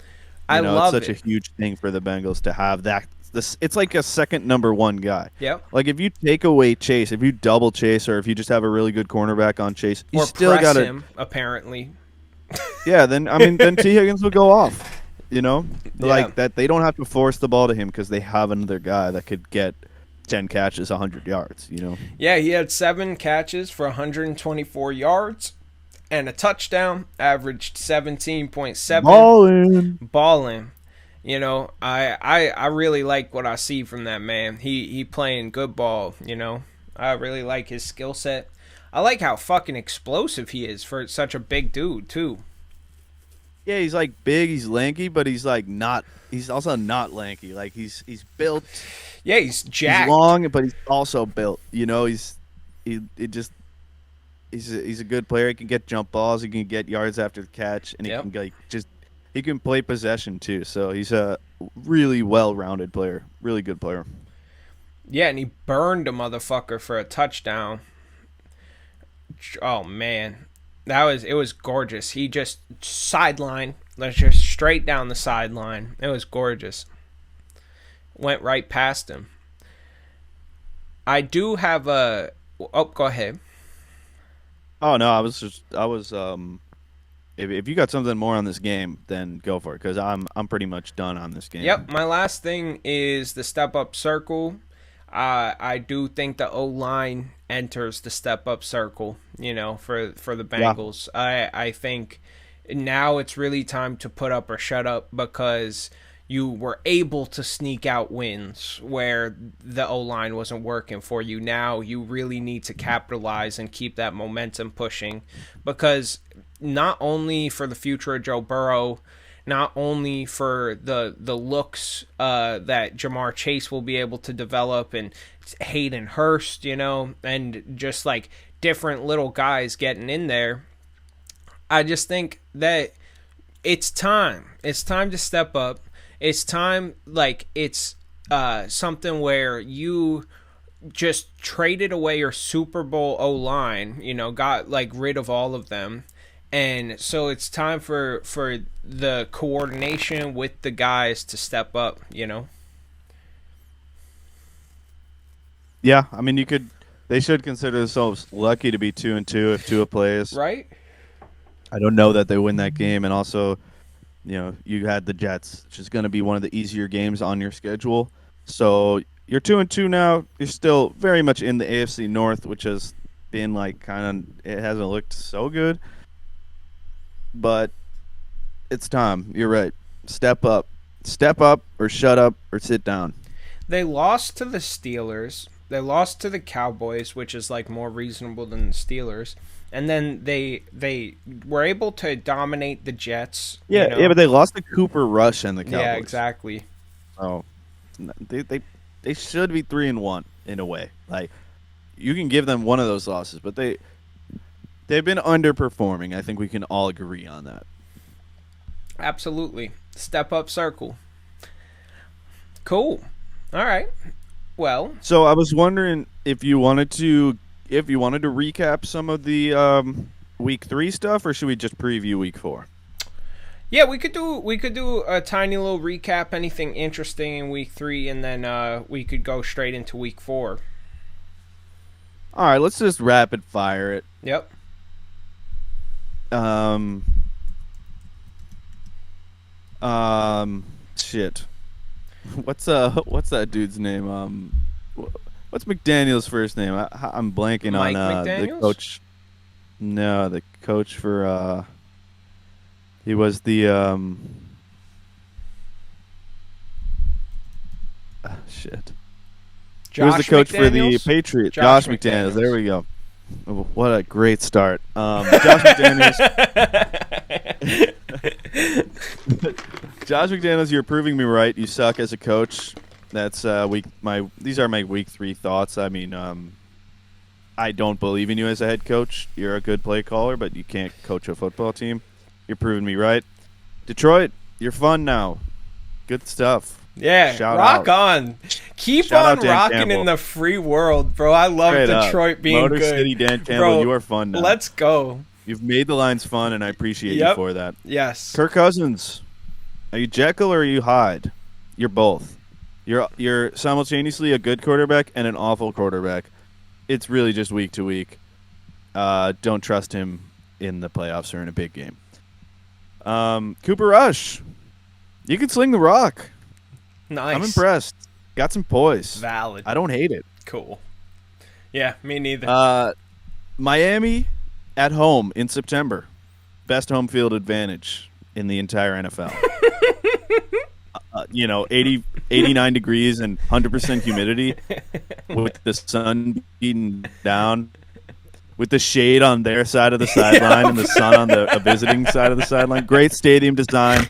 It might be the best home field advantage for 1 month in That's all some of sports. Steve Ballmer September shit. in Miami. When you see that shit on the schedule, September in Miami, oh my God, That's a you can loss. chalk that one up as that's a tough one. That's not just a loss, but you're gonna be like messed up for the week, like for a week after. You're gonna go down. Yeah, it's tough. And Kansas City, you're missing Tyreek. And yes, you are. I don't think you're winning shit this year because of that. Like you'll like be there, you'll be in the dance, but I don't see a Super Bowl for you because Tyreek Hill was so vital to your playoff runs that like you can't just like get rid of him and expect it to be cool. I know. Because you just lost to Matt Ryan and the Colts. Like if he's on the team, like you maybe still lose, but we'll see how many more of these. there Michael are. Pittman on a snap count. Yeah, I shouldn't have lost that game. Bad loss. And you're missing Tyreek. Like, it's obviously, right? It's nothing crazy. It's nothing, like, surprising. But you are. And admit it. Admit it to yourself in the mirror and figure something out. Because, like, you're a worse team now just for that. I've been watching the Travis Kelce and Jason Kelce podcast a little bit, the clips. Yeah, and you can see the pain in Travis Kelce's eyes. There was this one clip he brought him up. He was like, "Yeah, Tyreek's gone," and he was talking about Tyreek. Jason brought up Tyreek like roasting the accuracy of Mahomes and saying that the Chiefs are gonna miss him and shit like that. And Travis was like, "Yeah, we do." Like he was like breaking up a little bit. Like, I'm not gonna say nothing about Tyreek, but we have a, I got the plays down There's the some field. other players stepping up. Nicole Hardman stepping up. When he's not questionable. Juju Smith-Schuster. Juju Smith. Yeah, if you combine Juju, Nicole, and Marquez Valdez-Scantling into one player, they're basically Tyreek Hill. Yeah, he said, I remember now. He said, we got guys that do not similar things, but Tyreek's his own guy. He said, can't take away from what Tyreek does, he said. No, I think it's seeping in with that loss that like, oh, we're just a worse team now. Like it's just facts. Like you took one of our best weapons, and so we're worse now. Yeah, it's like we're still good, but we're worse. Like very, very obviously worse. So that's just my little quick week 3 wrap up. I don't need to talk about these any more in depth than just kind of rattling them off. No, like I like this style. it's already Friday, so like, we've had all week to marinate, process. Yeah, yeah. so I have a couple similar. You got any? Similar style? The Jaguars.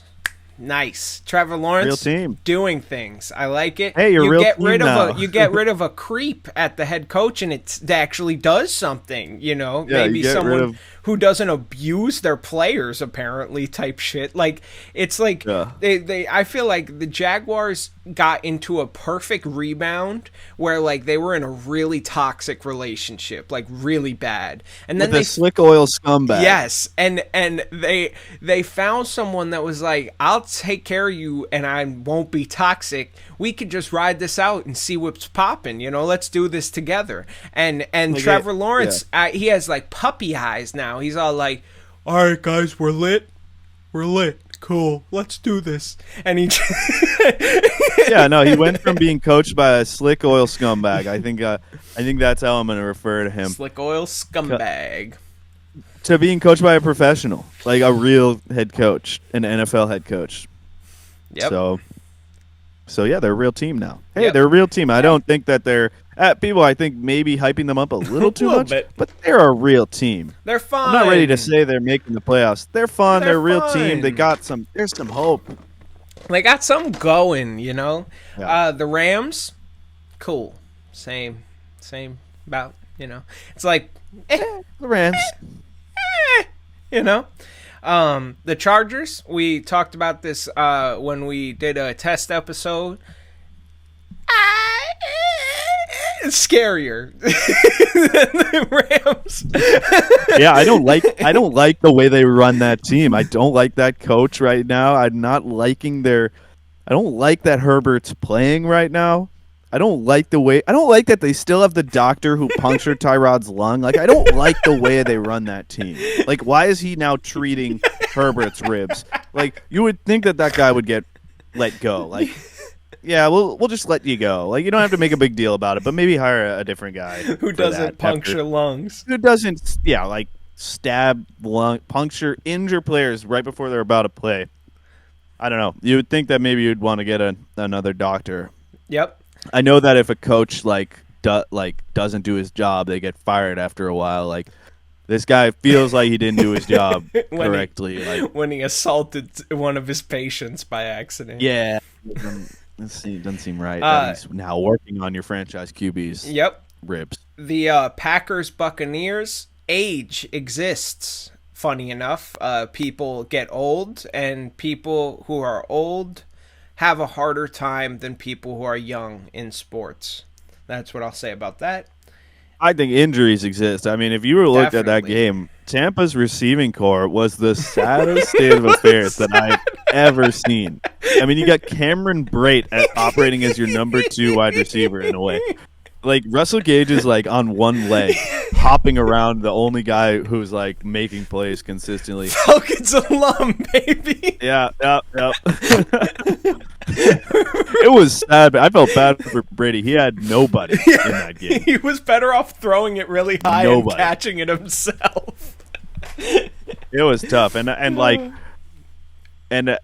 feeling bad for Brady, not something that I'm really want to do, but I genuinely was like, this is bad. Like, this is tough.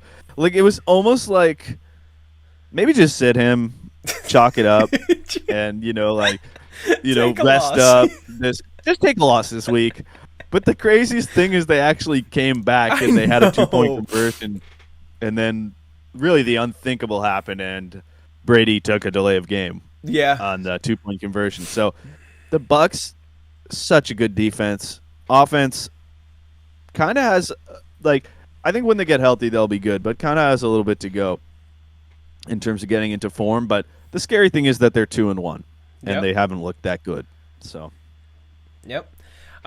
San Francisco 49ers, Broncos. Ugliest game of the year. Uggs. Fugly. Disgusting game. Gross. The Cowboys-Giants was a show compared to the Broncos-49ers. Shocking. You know? Cooper Rush versus Daniel Jones. The Battle of the Birds was like hotter and tastier than the fucking 49ers and the Broncos. I think Jesus has done bad things to Russell Wilson. I think that there's some karmic retribution because Russell Wilson probably tried to be a missionary and convert the Seattle Seahawks into a Christian academy, and boom, he gets sent to Denver where you're a little bit closer to Salt Lake City, Utah, and you can get that type of thing off. And Cortland Sutton, a mile higher, you're closer to God too. Yeah, you're closer to heaven. I'm closer to God, baby. I'm right here. I'm mile high in closer the sky. To heaven. 1,000. What is it? A mile closer to heaven. Yep. I like that. Russell Wilson. That's going to be his autobiography. Yeah, 1 mile closer to heaven. the Broncos story. Oh man. That was Uggs. The Texans Bears was more of a showdown than that one. I I have a question for you. Do you want to hop in to a little bit of a breakdown about something that happened 2 weeks ago? And Do we have video? Can we yes. run some video on Yeah. this? All right, one moment. I'm gonna share my screen.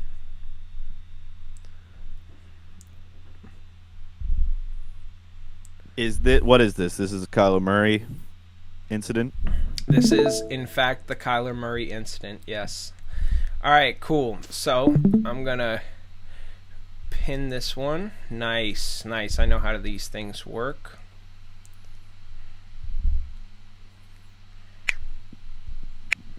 Why did you pause? You should subscribe. There we go. Okay, you see it? You see it? But I think you have to subscribe to make it work. Oh, okay. Let me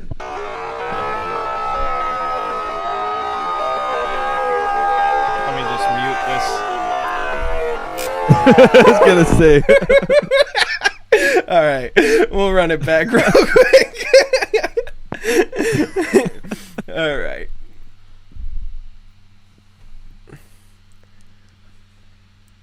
So we got the high five. Walk-off victory. Yep, walk-off victory. High five, hug. All right? Hug. Boom. His afro gets in the way. His blowout gets in the way. Bang! He gets smacked twice. Right? Twice. But then he comes back. One of the guys that smacked him is just a hype fan. And then he goes and confronts the wrong guy, I'm pretty sure. Because that Bill Simmons scuffed version over there, I think, was the actual guy that hit him right there. And so... Well, he's assuming that it's a Raiders fan that hit him. Yes, but I think it was friendly fire. Yes, I don't think he saw it, and he just assumed this was a Raiders fan because they were probably shouting shit at him. Yep. We got to watch it back. Can we watch the actual point of contact back? Oh, yeah. Oh, yeah. Here, one moment. All right. 1 minute. Bada boom.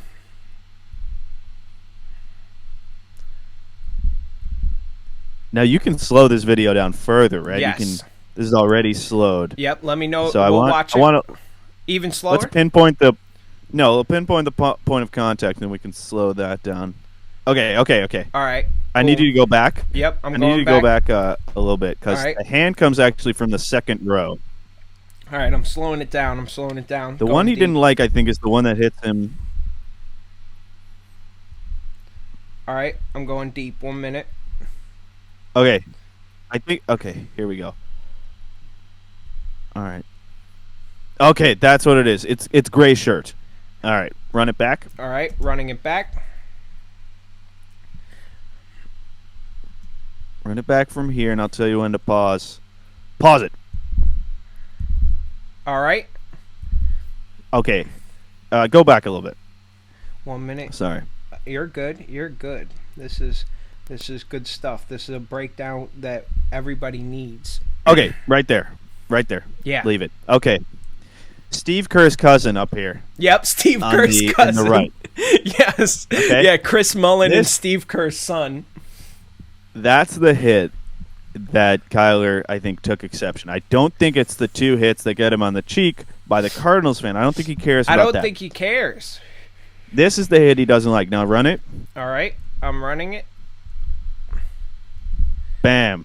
Right there. Right over it. Now let's see who he confronts here. All right. Now that's the snap realization right there.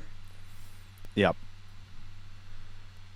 See, he pushes the Cardinals fan out of the way to get to the scuffed Bill. No, he passes right over him and goes to... Who's he going to? He's going to confront the Raiders fan with the phone out, I believe.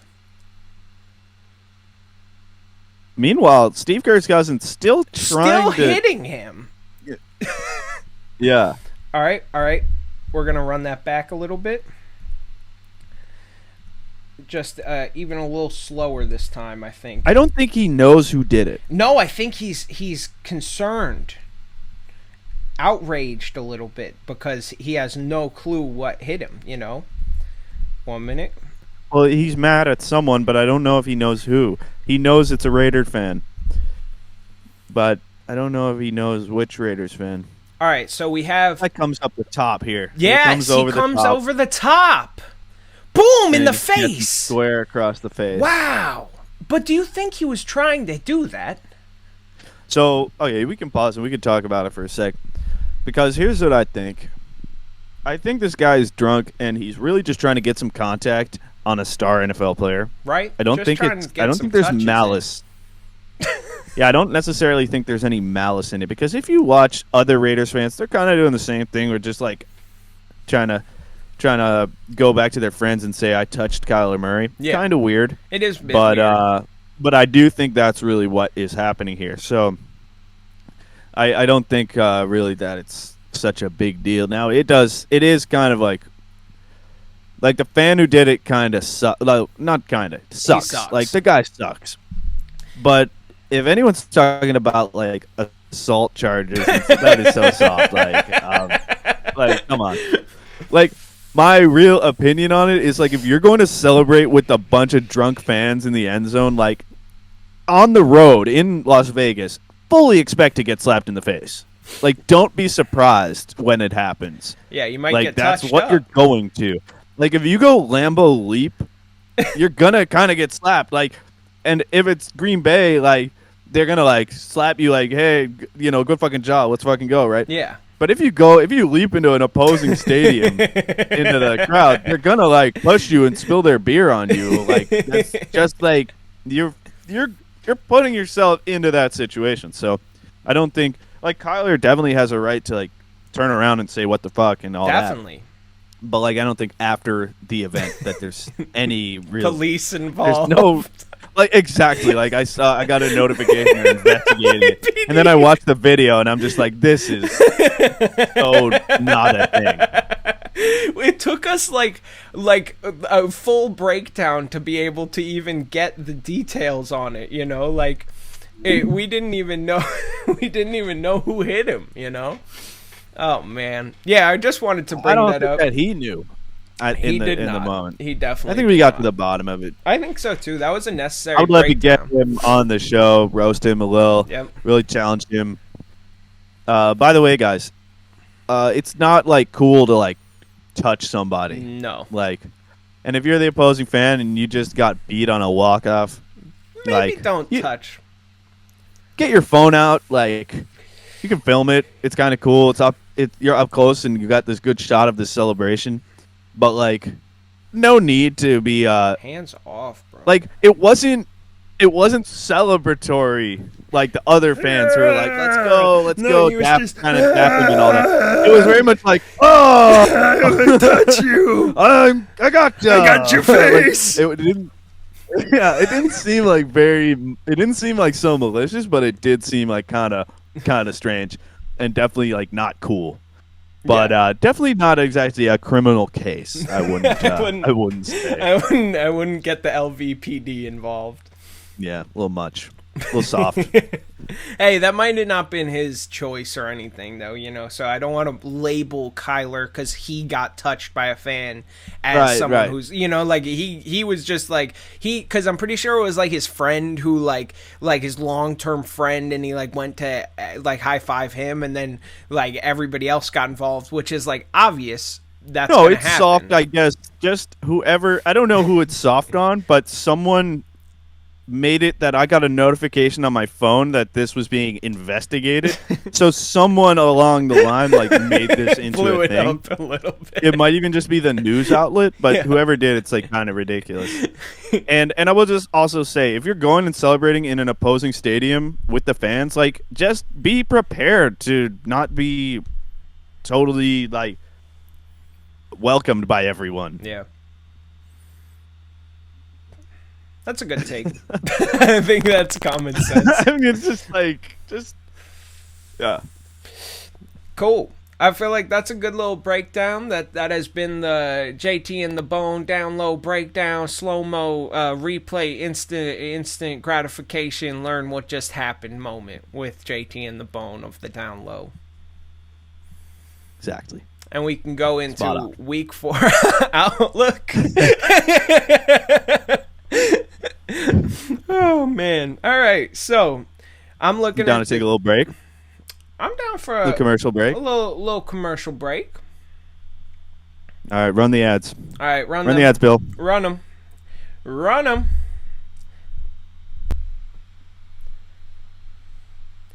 And we are back. It's JT and the Bone with the Down Low. How is everybody feeling? Back from our little commercial break, you know what I'm saying? Get everything ready, get everybody righteous. How's y'all Gotta enjoying pay the it? bills. Mm-hmm. Gotta pay the bills. Only something keeps this light on, you know? And that's that cheddar cheese. So, we'll hop right back into the show with a little bit of JT's Triple C. Boom, boom, come on down to JT's Triple C. Yeah, like that, you know. Love that song.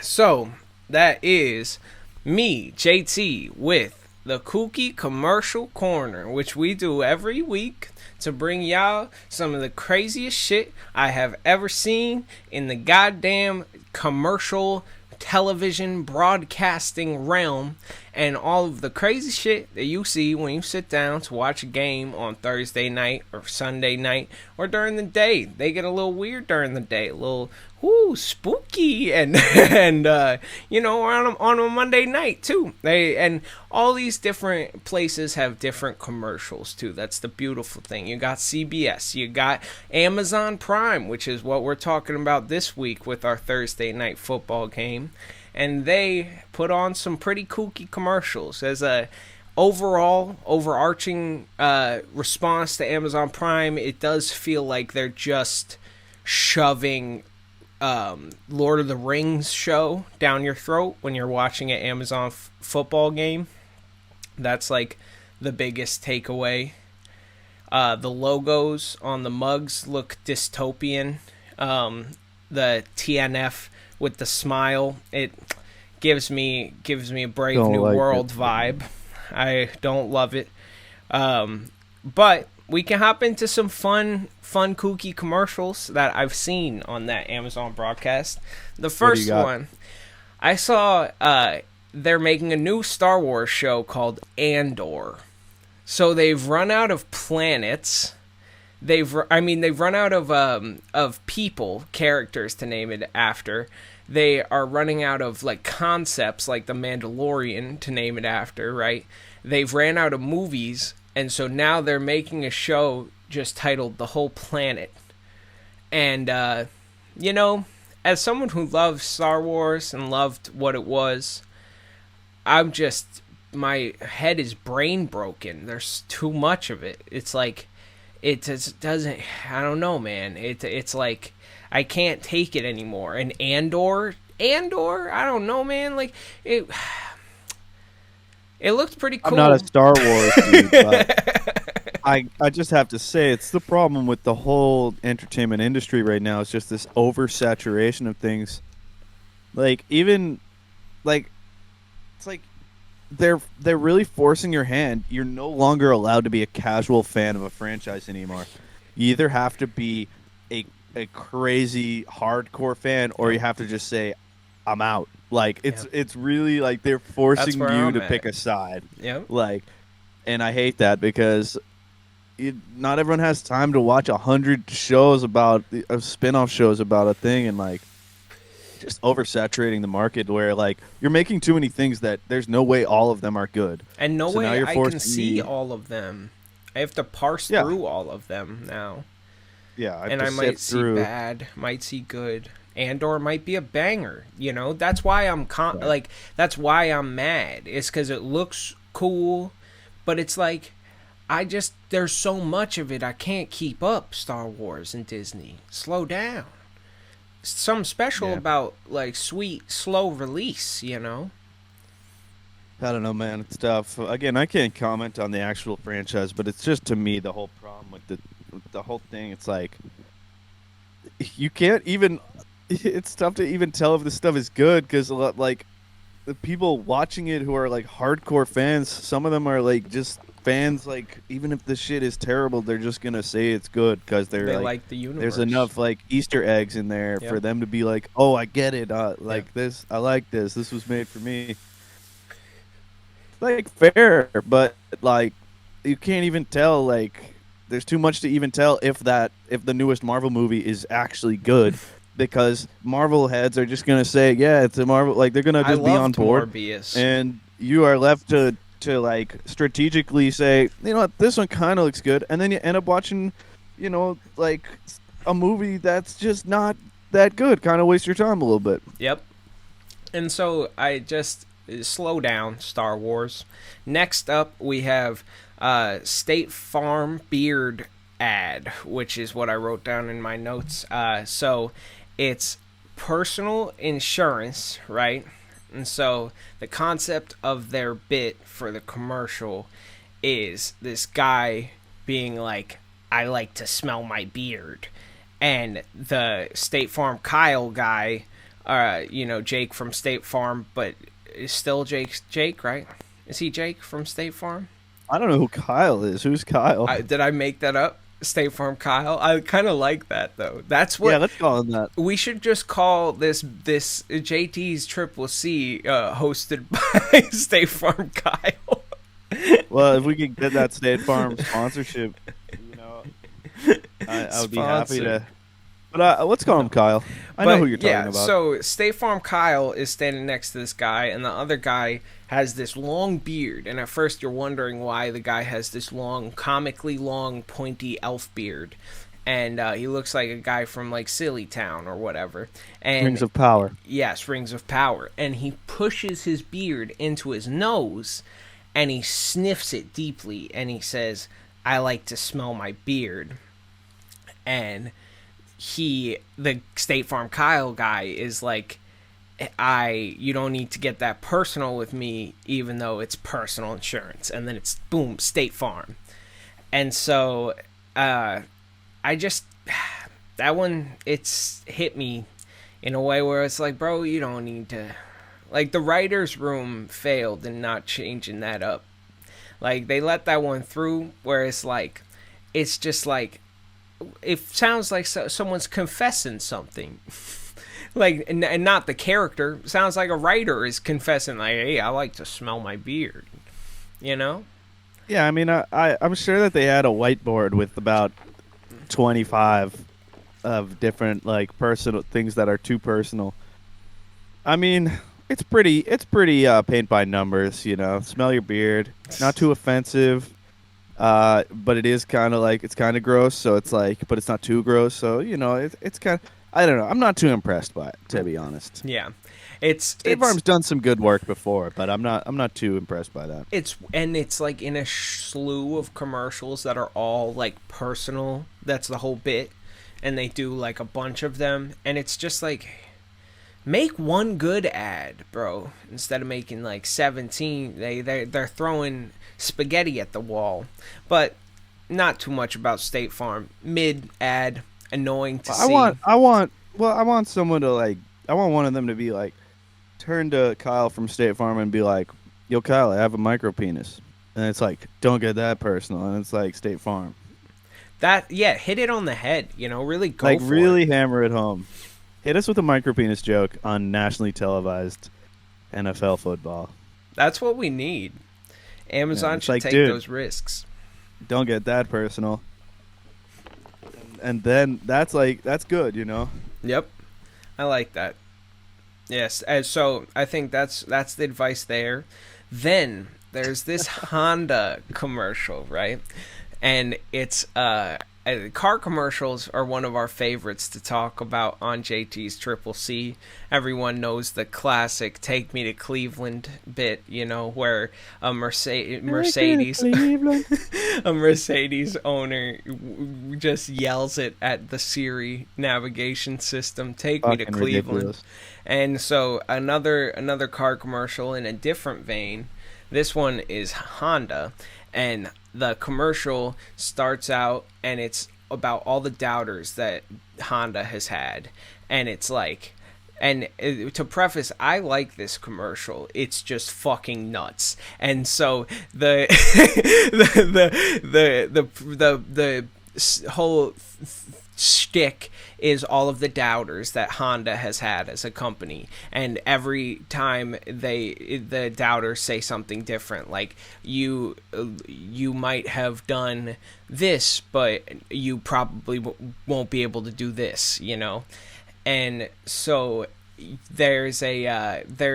starts out and there's like, you can't make cars, you only make like outdoor equipment, and then it's like, you can't make dirt bikes, you can't go off road, you can't go where there is no road, and then eventually it all builds up. There's shots of dirt bikes, rally cars, F1 cars, regular cars, all builds up.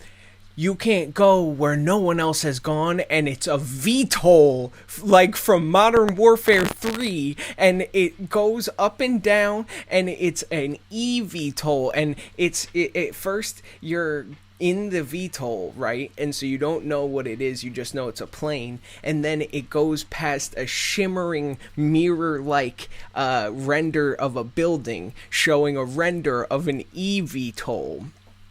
And it's like an electric VTOL that's a plane but takes off like a helicopter, and it's just fucking epic. I think I have to screen share right now.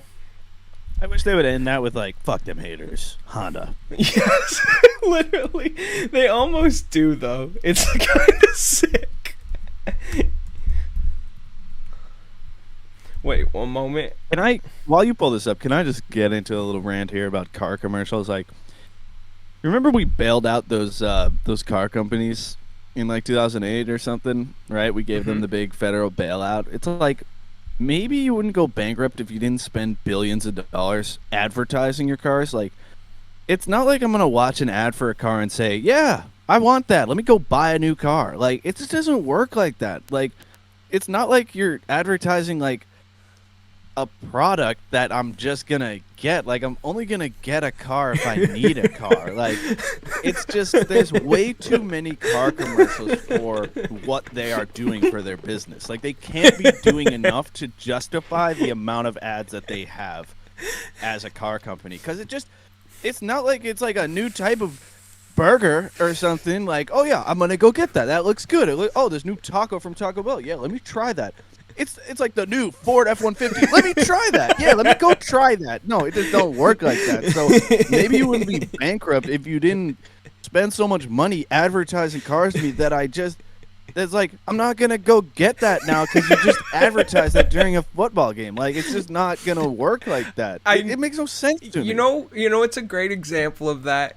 The car company Lexus. And the Lexuses are good cars and whatnot, but how often you see a Lexus ad? Way more than you see an actual Lexus. Yes, thank you. And they're not that uncommon, by the way. It's just that I see their ads every time I'm watching advertised television.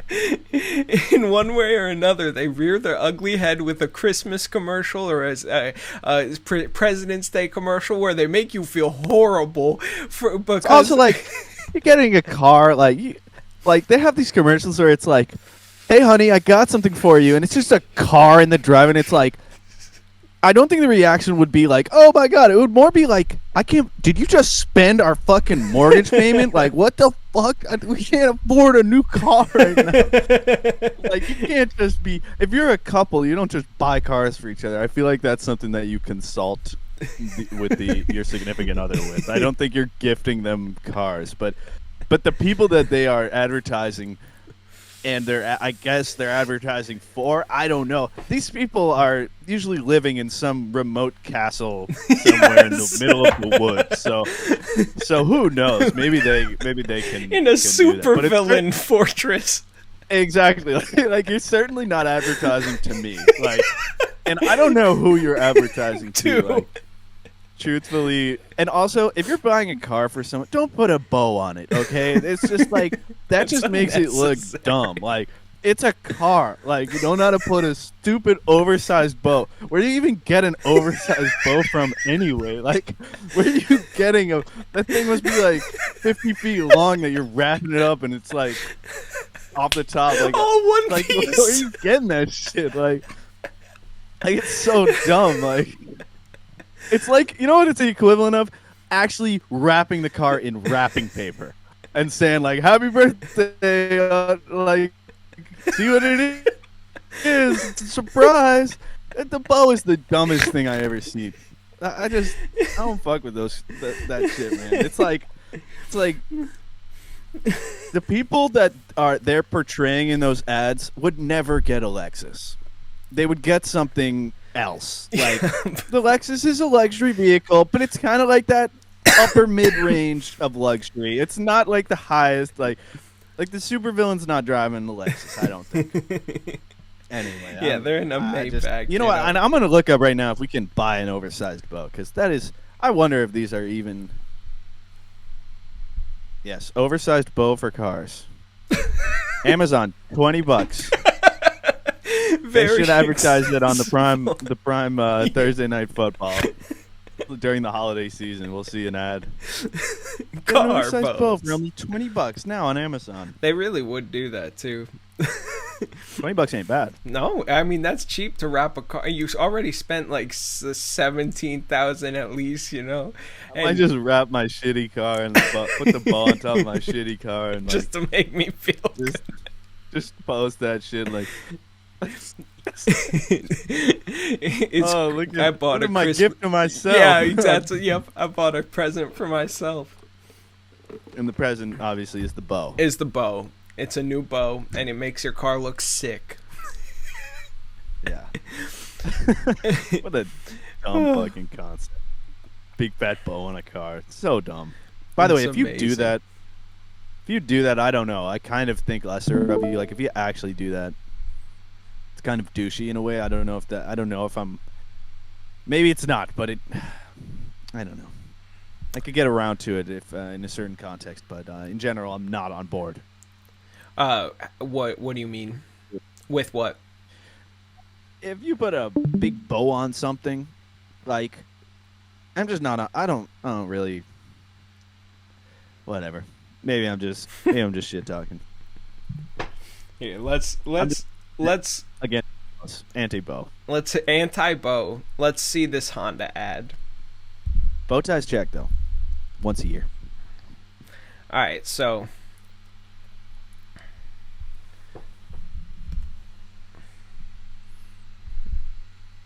Oh, it's slow-mo, that's why. Sorry about that. Wow, technical old footage. Yeah, that was at a quarter speed. And I'm like, fictionalize this fiction. All right, so. All right. When we were a motorized bicycle company, they said that's fine for the streets, but you'll never win a race. They said motorcycles are one thing, but you can't make cars. All right. You're a car company, but you won't win Formula One in a hybrid. You can't break a land speed record. Land speed? You will not conquer the air. And it's John Cena talking. You'll never Boom. make a real truck. It's John Cena! What if you can't see the road? What if you can't see the road? No land. No gas. No gas. They've challenged us to do a lot of things. Boom. EV shown. Just flying through the city like a bus. Right through the city. Yeah. Honda. The power of dreams. Honda. Fuck them haters. Yeah, don't hate that ad. Me neither. It's amazing. Oh, just man. A bit dramatic, but that I mean, hey, awesome. they said what they had to say. Oh, it's a minute-long spot, too. Oh, gee willikers. You know, it's just it just hit for me, you know, because it's just they went from like in my mind the casual flying through the city that really puts it over the top. Yeah. Through the sky. It's just not it's just not a like in 2150 I don't think we'll be doing that. It doesn't seem like so that was I don't think maybe not like that, but they got their point across. Yep. I like that one. That one stuck out. Then there was a Jersey Mike's ad with Danny DeVito, and looked delicious, honestly. No hate there. I was traumatized by a WeWork commercial, and I thought they were out of business. yeah, I thought they went down, right? Right? They should.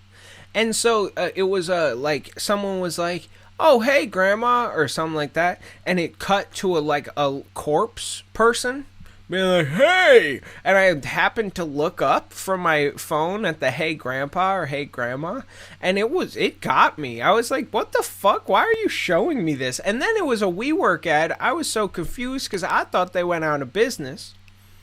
Well, that was, I think, the corpse was their company. And it's like, we're still alive. Right? Barely. That's what it We seemed like. We're still alive, but barely. After all the scandals and whatnot, we work. Still. Barely. Barely. We don't work that much. We barely work. Part-time, really. Our company is like a half-dead corpse. Rotting. We work. Not really. Not so much.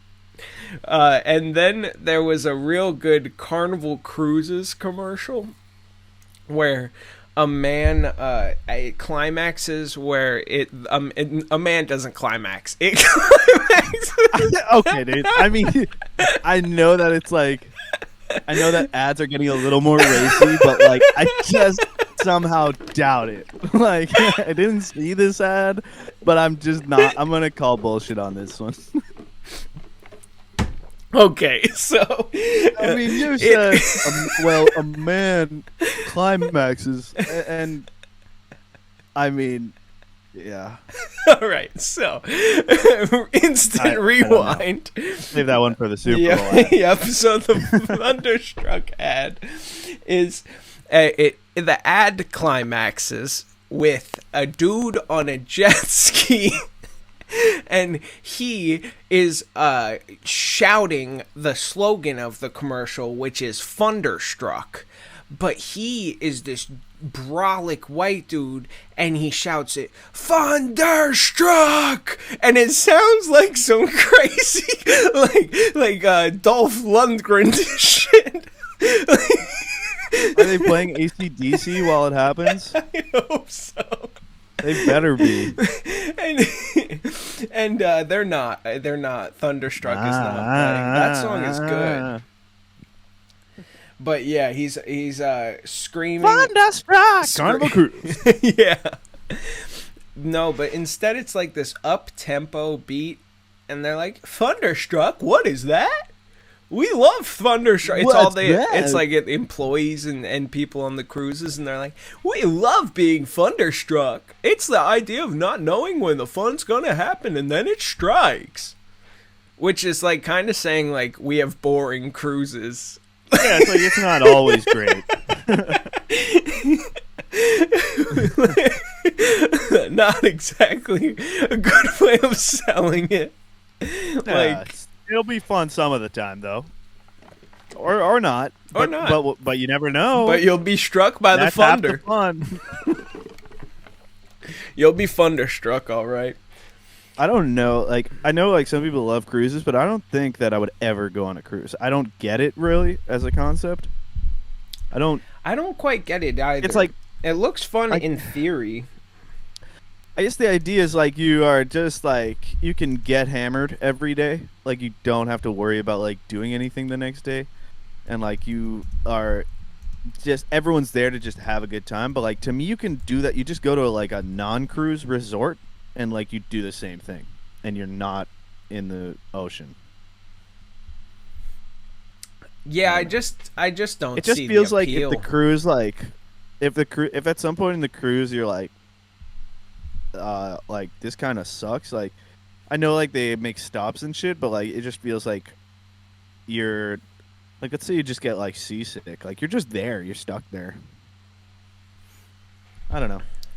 Maybe it's fun. I've never been on one. I don't Right? think I'll ever be on one, but I'm not exactly itching to get to one. No, and Conceptually, doesn't really click with me. after a pandemic as well, you like the idea of them feels so dirty, like germ wise. It's like how hard to escape, and there's a lot of like hygiene issues on ships and stuff. It's just like it doesn't seem optimal, you know. I would Yeah. go if I I had don't know. like a cool Seems boat. like you can do a resort. You know, Right? like you can go to a resort. You can rent a boat. And if I had a cool boat, yeah, exactly. Like if I had a cool boat, you wouldn't you want like a private one, not like a big public one with like big playgrounds and shit on it. I get the appeal for kids and shit, but like seems like a Right, trap. for a family, but it just like you can also just go to a resort as a family and like there's stuff there. You know what I mean? Yeah. And like you can still get hammered and like I don't know. I don't get it really. I I don't- don't get why we're taking this to the sea. Like what does the sea have to offer that the land can't offer me? I guess Yeah. is my Why? just conceptually where it doesn't click for me. What necessitates us being on water right now? I can get thunderstruck on land. I can. I Like often nothing do. about thunderstrike implies water. Thunderstrike! That sounds like a Black Ops Zombies super weapon. It sounds like a speech Thunderstrike. impediment. A very angry German dude. Oh man. So yeah, don't take your ass to sea for a good time. Find it on land. I mean, if you're a cruise enthusiast, Cruise then enthusiast, do your you thing. know, do I your guess. thing. It's just you won't see me there. Yeah, no, Maybe they're dope. I don't know. I And yeah, you know, I don't think they'd be dope for me. no. I feel think like- that like the whole time I'd be like, why am I on sea? Yeah. All this is on land. I also think it's like it's one of those things where like I would do it if it came my way free. Like if I didn't have to pay for it, you know. But there's a lot of things I would do for free. Yeah, you know? I don't know though because It like, seems I problematic. can't- yeah, like I would do it for free, but then again, I would never want to work on a cruise. Mm-mm. So I don't know. I guess I would do it for free. Why Right? not? Like if you're getting taken on a cruise, I might go. I might have myself a good time if I'm getting taken on a cruise. But like, yeah. I No, I'm sure you can have a good time there.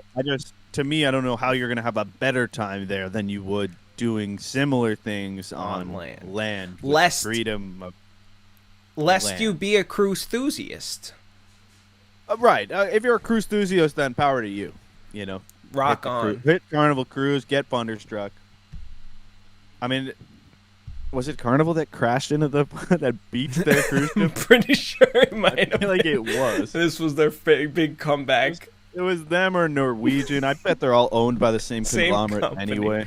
Yeah. Just all the people who own BP. Yeah. It's all just one big Yeah, thing. You go to the oil spots. It's like yeah, it's gonna be a smooth sailing here because we're on oil. We are we have enough respite from your seasickness because we are now gliding on oil. and we actually are running off enough oil to probably take something to space, but instead we're just going out to sea to go on slides and boogie board with Hawaiian shirts And AC/DC. and you tell me- be thunderstruck. Now, if they had AC/DC playing live on the boat for that ad, Let's I'm in. go. I'm in. I mean, I'm probably not going, but I'm in on the ad. I'm in on the ad, but I'm in out on that ad. And then I caught some during a game, which I always love bringing to JT's Triple C. Is a bit of a kooky incident in the game, which is like it can be commercial, but it's not related to the play. It's related to some blunders, some qualms, some quagmires and such. So Al Michaels, legendary commentator Al Michaels, he was calling last night's game, Thursday night game, and he, Sherfield, I believe, caught a pass or was targeted or something, and he referred to Sherfield as the recipient, in a matter of speaking, of the butt punt, and I thought that was kind of out of pocket. Yeah, the recipient. In a matter of like, it had innuendo. His butt didn't catch the punt. I wouldn't exactly call him the recipient of it. Now, if the ball got lodged in his butt, then he would be the recipient. I thought that was out of victim. Pocket. Out of pocket, Al fucking Michaels. Funny, though. I didn't catch that, but that is pretty funny. But again, if he would have caught the ball in his butt cheeks, then he would be the recipient. I think we can call him the victim or one of the I don't know, one of the playmakers. Yep. Even. But he wasn't quite the recipient. Not exactly. It would have to be a cat. He would have to control it to the ground for it to be. He'd have to make a football move. Yes. Right? Yeah, true. No, for real. Quite finish the catch. He was a target. Yeah, you got it. Yeah, exactly. He was the target. He was not the recipient. No. That was ruled incomplete. Incomplete the catch. No football move. Wasn't an act common to the game. No fumble. No. Target, yes. Recipient, name, Al Michaels. I thought that was out of pocket. He was like saying that like he got fucked by the ball. It felt like he was like the receiver, you know. He was saying that he caught the ball in his butt cheeks. That's what he was saying. Right. No, it's not quite right. Not quite right. Not quite right. Doesn't tell the whole story. Exactly. And then there was this really funny moment where also related to Al Michaels, where there was a crazy mic blowout, and it sounded like they were in like a torrential storm from Wizard of Oz, like there was a tornado in the studio, and then it blew out crazy and then went completely silent. And Al Michaels pipes back in. He's like, "Sorry about that. A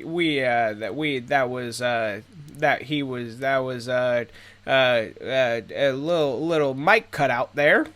And it was like, no, like people, you just blew people's speakers, bro. Like, headphones, users beware. Like, it was so loud, and it kept growing, and then it was just. And they cut everything. I just picture technical difficulty. Yeah. When's the last time they've gone to that technical difficulty screen? You know, I need more. I wonder what the last time they've used that is. Let's see. Last time. I mean, they cut to ads NFL. now a lot. Yes. If something's going wrong, they'll just cut to ads. That's I remember true. the Bills played the Texans last year, and they had difficulties. They just sent it into the studio. Yeah, they do that now.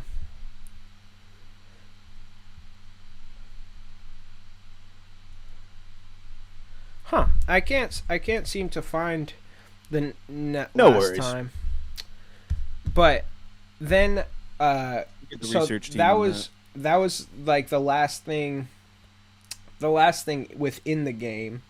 Oh, there was a really sick intro to the game. I think it was WRF Cincinnati or something, and it was a fellow radio show just like us, and it was like the sickest shit I have heard. It was fucking awesome. It was like just super tough. It was not WRF, but I can't find it, and it was just that one hit, you know. Anybody like who's a little hype tape. Yeah, it was it was like a radio like intro music that they had, and it was just a banger. It was a banger. And it was just one of those fleeting moments where if you saw that, you know what I'm talking about, you know. They murdered their shit. It's something to look up to. Shout out WRF. Yeah, we know that's not your name. WRF Cincinnati. Shout out. Thank you. 2807 or whatever. Then we got further. Yes. Then we got a couple of more ads. There's the progressive What Really Happened replay, which is a good one. It's a solid one. It's like people are arguing. There's What Really Happened replay. Pretty predictable. pretty solid, pushing them out. I like it. Keep on doing it. It reminded me of the referee bit where you were calling plays at the bar, calling fouls and whatnot, flags, throwing flags. Yeah, I'm thinking that's it's a fair play. But like I had like this shirt that was like white and black stripes, and I realized I look like a ref, so I was calling fouls, calling penalties on people for just faux pas and the like. And I don't think I would do that where I'm doing that constantly, but I'm thinking that I'm going to incorporate the whistle into if it's a serious enough offense, just to whistle someone for, any type of social faux pas or slip up or maybe just acting out of pocket or even just to call a personal foul for getting too drunk. Yep. Maybe once in a while. Or I'm sauced. Yeah. Even on yourself. Personal foul, acting a fool. Yep. Yes, and yeah, you can call it. A good ref will call a foul on himself. Absolutely. That's what holds you accountable. I like it. And then we had a Wingstop ad. That I'm not convinced that Wingstop exists. I think Wingstop might be a front. Right? It's not real because money laundering. I've seen one on Harlem 125th, on the east side of Harlem 125th, and it exists. No, I've seen but that. It's a front. They do exist. I don't believe that it's Here's a why real I think thing. it's a front. So their ad, I think it's the one they were running last All night. They have this thing where they're showing this lemon pepper wing, right? Boneless. It looks terrible. Oh, the bone on? The bone I in? think I don't know. I'm not sure, horrible. but they're showing it like flipping in slow motion, and then they like show it horrible. in the basket, and it's like Ugh. that doesn't look appetizing At all. It's like yellow and not in the good lemon pepper way. It doesn't look right. No, it looks tainted. And then there was another one that had boneless wings, and those look like Tyson Anytizers. And it's like, bro, of course I can get these for cheap from Wingstop because they're Tyson Anytizers, And it's like, even if I wanted Tyson Anytizers from Wingstop, it doesn't exist. The food never comes on Seamless. It just doesn't exist. I hate to break it to you guys. If you guys go in there, it's really a big theatrical front for something big, like they'll like make the military industrial complex or Rick Ross's money laundering. I mean, yeah, something, but like we're not sure what it's for. We just know that it's somewhat of a front. Like they'll make you wings reluctantly, but don't expect them to like be actually like trying to get your business back. Like those wings, I'm not thinking they'll be very good. Look, if you want wings, you find a local spot, find a pizza shop with good wings. You might have to do some trial and error. Yep. Find a local bar with good wings. Find your spot with good wings that makes good wings, that has some good sauces. You should not be getting wings from a chain. It's just like should be a rule of thumb. Wings from there's certain things you can get from a chain. I wouldn't get wings or pizza from a chain ever. Yeah. Unless it's like a local chain with like 3 stores, like that's fine, but you find your spots though, Point is, don't get from like you don't get wings from like wings from Wingstop, it's like pizza from Pizza Hut. Or like wings from Buffalo Wild Wings, same thing. Like it's just not gonna be up to the standards of a local spot. Yep. That you're getting wings at. Wings and pizza. Better Find your quality, spot. better pizza, better wings. Papa Bone. Then we got. I should open up a spot. Got 3 For the more. future. Hot little 3 more. You open up a spot. A wing. Bone. It works already. Mm-hmm. Wow. Buffalo. It's got that in your blood, bro. I like it. Yeah, just get like a. Yeah, I don't know. I'd have to brainstorm some names, but that's for later down the road. Yep. I got 3 more. Quickly, Champ Sports ad with Mile Jones, pro lacrosse player. Didn't really know that existed, but it came out of left field. Good for you, bro. Then we got Amp Live Radio. I don't know. I might have touched on this last week. They showed it again. I got to get the exact quote. And there's 2 emo, lugubrious, in fact, individuals that are hanging upside down on a tree in this crazy rave party that Amp Live Radio is hosting. And I feel like, we might have to get on it for the phone calls and whatnot. but they're having a lugubrious hours of their own, and they're hanging up there upside down like vampires. And the boy says, I'd co-host this sad boy radio show with you every day. And the girl says, I love being a sad boy with you, my dude. And they're just hanging upside down, and they cut away from it while like Kid Leroy plays. And it felt like a sledgehammer to my head. So this is what this is we had a radio show from a startup app, Storm, that was called Storm Live, and it was kind of the same exact thing. This is Storm with funding. That's essentially what I can. So true. I wouldn't be surprised if they are Storm. If they just bought Storm. Yes. Yeah, I wouldn't be shocked. And so there's like Bad Bunny in there, and Lil Yachty's in the ad. It's crazy. It's got a lot going on. So yeah, that looks some funding in there. It's got a little bit of pump. You know what I'm saying? Another thing that has a lot of bit of pump is our final Cooky commercial in the Cooky commercial corner. It's Cuomo. The show that premieres on News Nation, which here's the rest of the ad telling you how to access News Nation on your television. Because no one else. You would it's never not a real it channel. It doesn't exist like Wingstop. Yeah, and I'll just say this: like Cuomo, like I understand, like you're a journalist or whatever, but like don't name your show Cuomo. It's just like at this point nobody wants to watch a show named Cuomo. Talk if you about name your show SEO, like search engine optimization. Like he's just hawking on that, bro. No, name your show like Real Talk. I know that's taken, but like something like that.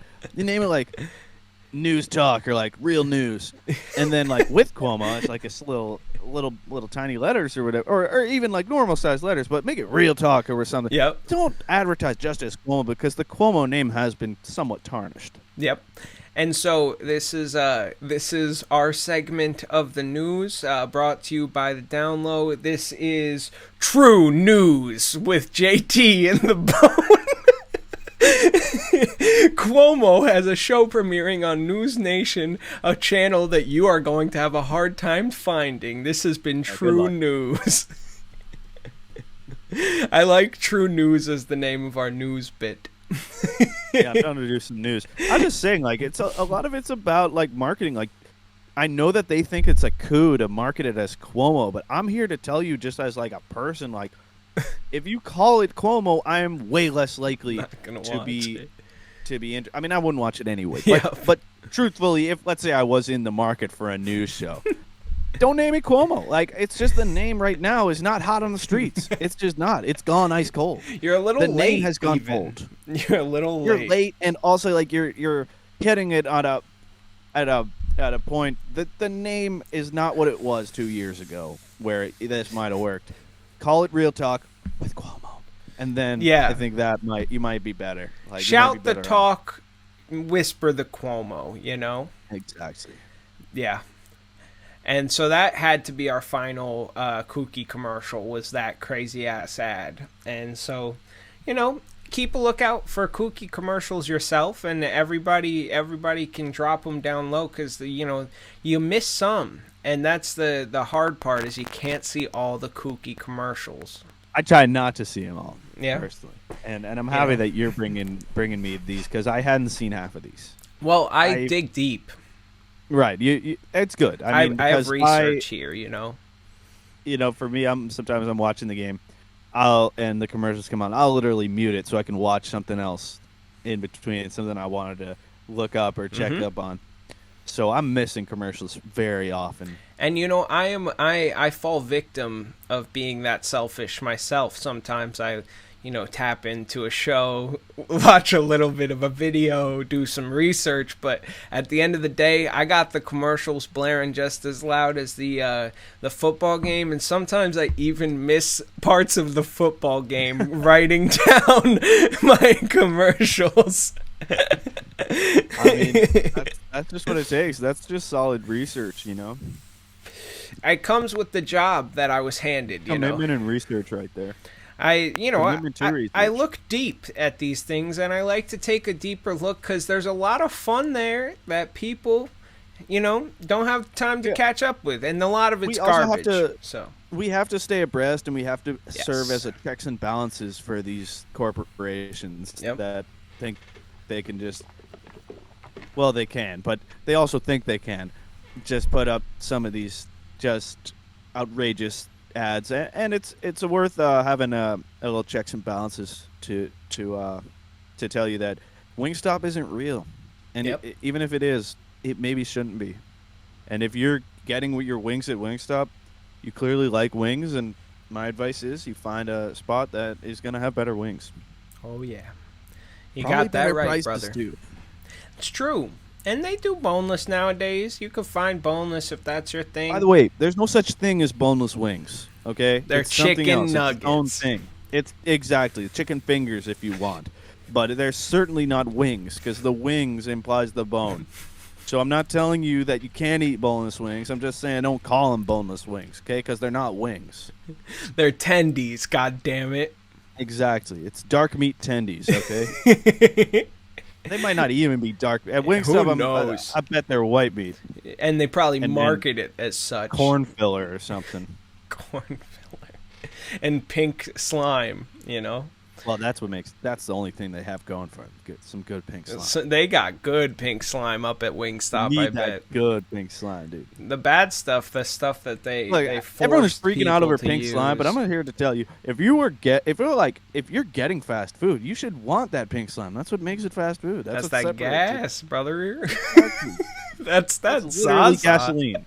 It's made out of It's gasoline. literally like it's ethanol. It's ethanol. That's what makes it good. It's just like Newport cigarettes, brother. You got the cat Right, you piss and want the that arsenic. fiberglass. You want them fiberglass in that structure. That's why people that smoke Newport, that's why they like it, is that fiberglass. Absolutely. makes I it done different. smoked a It's lot of the best Newports part. back in my day. I done did it. Hell yeah. And they're explosive. That menthol flavor, there's none to match it. Now, I know that this is not like a real thing where, like, I know this has been debunked. Like, yeah, it's a fiberglass cutting up your lungs, and it helps the nicotine get in better. But I'll just tell you, it does feel like that. Oh, Like, yeah. I don't care if that's, like, not true. It is true to me. It feels true. It feels that way, so yeah. Yeah. Oh, you went blur mode. Yeah. If I go to the corner there. You go censored. It's danger for me to have this, like, spinny chair because I've just been rocking back and forth this whole time. Yeah, I feel you. all of it. But you know Yeah. what? I kind of like it. I don't know. I have to decide. Do I like a little bit of wanna rock, be a little bit of roll. steady? I don't know. A little rock. A little movement, Rock. keeps everybody going. I like it. You want I to? don't want people to get motion sickness though. Oh, like we're on a cruise. Like, like we're thunderstruck. Like we're thunderstruck. You want to hit week 4 outlook? Yeah, let's do this quick. We'll do week 4. I'm just gonna give like quick little takes for each game, a little previews, and then let's just pick a few games that we like. Yep. And let's, we'll write them down our picks. We'll go head to head. I was thinking that instead of picking all the games, which we could do if you want, I was thinking we each get to pick like 3 games, our best 3 picks that we are most confident, and we can pick them and we can just do that head to head. Cool. And that they don't have to be the same game, but we get to choose them. Does that make sense? Yeah. Yeah, you go first, and then I'll follow suit. And I think we should pick them against the spread. All right, cool. So- Let's bring up the spread. So the reason I want to do this, like, and this will be our head-to-head, is like, if you are betting on sports, you should know that you don't have to pick every game. So it's a good way of picking games is just to pick your 3 most confident or 4 most confident plays and that could be your record. Now, we will pick every game at some point. We'll do this, but just for this week, I'm thinking we just pick our 3 most confident that we believe in, and we'll figure something out where we can make this interesting. We'll have a some sort of stakes in this, but for this week, we'll take 3 picks and we'll go from there. But I'll just go through the games, and I think I have all of them here, and I'm just gonna preview them real quickly, rapid fire. Yep. Here we go. We have Minnesota at New Orleans. This is in Tottenham Hotspur Stadium in England, 9:30 a.m. Eastern Time. I'll just say in honor of England and their football sport, where they kick the ball. I'm gonna say go onto whatever sports book if you have one, and bet the over for total field goals. I don't know the line on it, but I'm just saying it's going over in honor of footy.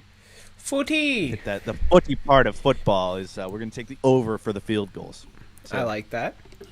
Yeah, I'll pull it up at some point. I don't know if every book will offer it, but you'll be able to find it somewhere. Okay, Cleveland at Atlanta. I'm gonna go out on a limb and say someone's gonna choke this game away. So be on the lookout for whichever team has the lead. They're probably gonna lose. If they have a lead in the third quarter, fourth quarter, yeah, probably gonna lose that game. Washington at Dallas. I'm going to label this one as America's team versus the Red Scare. The commies versus the Cowboys. Keep an eye out for the Cold War in this one. We have the Seahawks in Detroit. The Lions are -5 favorites in Vegas. What is happening? This is awesome. I can't remember a time when this has happened. Shout out Dan Campbell. Yeah, I think that game is going to be. It might be a bloodshed because they're really like it'll be a game where if they just do this, like just shake up the Seahawks, that it'll be another thing on their resume. Look, man, the Seahawks could win this game. Yeah, and I don't care. The fact that they're favored by 5, give Dan Campbell an extension, extend him for 10 years. What he's done already, super impressive. Shout out Dan Campbell. Hell yeah. Moving along. Tennessee and Indianapolis. I'm going to nominate this for the gross game of the week, but the next game I want to do a head-to-head, and I want you to call you. I want you to tell me which is grosser. Tennessee in Indianapolis or Chicago against the Giants in New York. Which one here is the gross game of the week? I think the gross game of the week is going to be, do I have to pick out of those two, or could I give a wild card? If you want to give me a wild card, you can give me a wild card. Because I guess, Jets Steelers is in the running, too. Because I think it could be Jets Steelers, and I think there's a chance that Vikings Saints is a sloppy one. Well, yeah, we are taking the over field goals, so that is lining up for a slop fest. Because that was especially 9:30 in the morning. There are two teams. It's Dalvin Cook is maybe going to be overcast over in England as it always is. It'll probably be a wee bit chilly, which the Vikings are used to, but the Saints might get shook up. And the Vikings play in a dome. Don't forget. Yeah. That's true. Mercedes-Benz Field, right? Or is that the Falcons? That would be the Saints, I think. Okay, cool. Yeah, and the Vikings playing. Okay, fine. Interesting. I'm going to give you that because that's not a bad call. But that's my call. I do want you to pick from the 1 o'clock slate. Indianapolis, Tennessee, or Chicago, New York Giants. I think that probably. Which game will be grosser? We could call you got like Vikings Saints as the gross game of the week, but which of these two will be gross? I feel like gut feeling the Tennessee Titans and the Colts is going to be a slop bucket, slop fest. Tannehill versus goddamn fucking Matt Ryan over here. And I think that it's just going to be yuck. It's going to be Robert Woods versus Michael Pittman. Michael Pittman's great, but like it's going to just be yucky. It's going to be weird. And Michael Pittman's only just getting back to his shape, you know. They got another guy, Alec Pierce, right? Coming back last week. Yeah. And so it's going to be go ahead. Oh no, you're good. Go for it. It's just going to be you know, it's going to be yucky. I don't love it. I'm going to predict this game won't be shown on Red Zone much. That's pretty much just... I don't think Bears-Giants will, but I think a little more. So I'm with you. I think Tennessee-Indianapolis probably a little bit grosser. Moving along. Bears-Giants, I think, has a fun potential of just being a run fest and like two guys, like everybody runs crazy. I don't know, though. It's going to be a low score probably, but you're right. It could surprise us. No, you're right. I think Titans Colts will be probably a little worse. We got the Jags in Philadelphia, the undefeated Eagles, and the 2-1 Jags. This is Doug Peterson revenge game. Doug Peterson, Dougie Fresh, going back to Philly, trying to give them their first loss of the year. Definitely some good storylines going in. That could be a fun one. Jets Steelers. I got nothing on this one. I got nothing. I don't want to talk about this game. I as a Jets fan, as an inherited Jets fan, I think that the Jets are gonna romp the Steelers. I think they prove no. I think this is hot take. This is where Zach Wilson goes. He shakes it off. And he's in the zone. I think the Wilson to Wilson connection's there. I think Elijah Moore and him blast off time. I think Breece Hall's gonna show why he's a beast Hall, and it'll be good. You're wrong. But it will be a slop fest. It's gonna be Jets could ugly. Win. But there's certainly no romp going on here. No, I know it's gonna be gross. Hey, I mean, it would be cool if you were right, but I think the Steelers win this by 3. Yeah, I think they probably eke it out. I like realistically. That's just I like to do a little bit of Jets fan talking. It would be fun to see Zach Wilson do anything, because if not, just play Joe Flacco. Honestly, I don't know about Zach Wilson, man. We'll honestly don't mind Joe Flacco, bro. As a Jets fan, I kind of liked what he was doing, so we'll see. Yeah, but you got no future there. None. But it gets the guys on the fucking on the ball. Wilson, at least maybe he could get better, you know, and he's young and whatever. But anyway, Buffalo in Baltimore. This is the banger of the week for me. Big banger. The two top offenses so far. It should be a great one.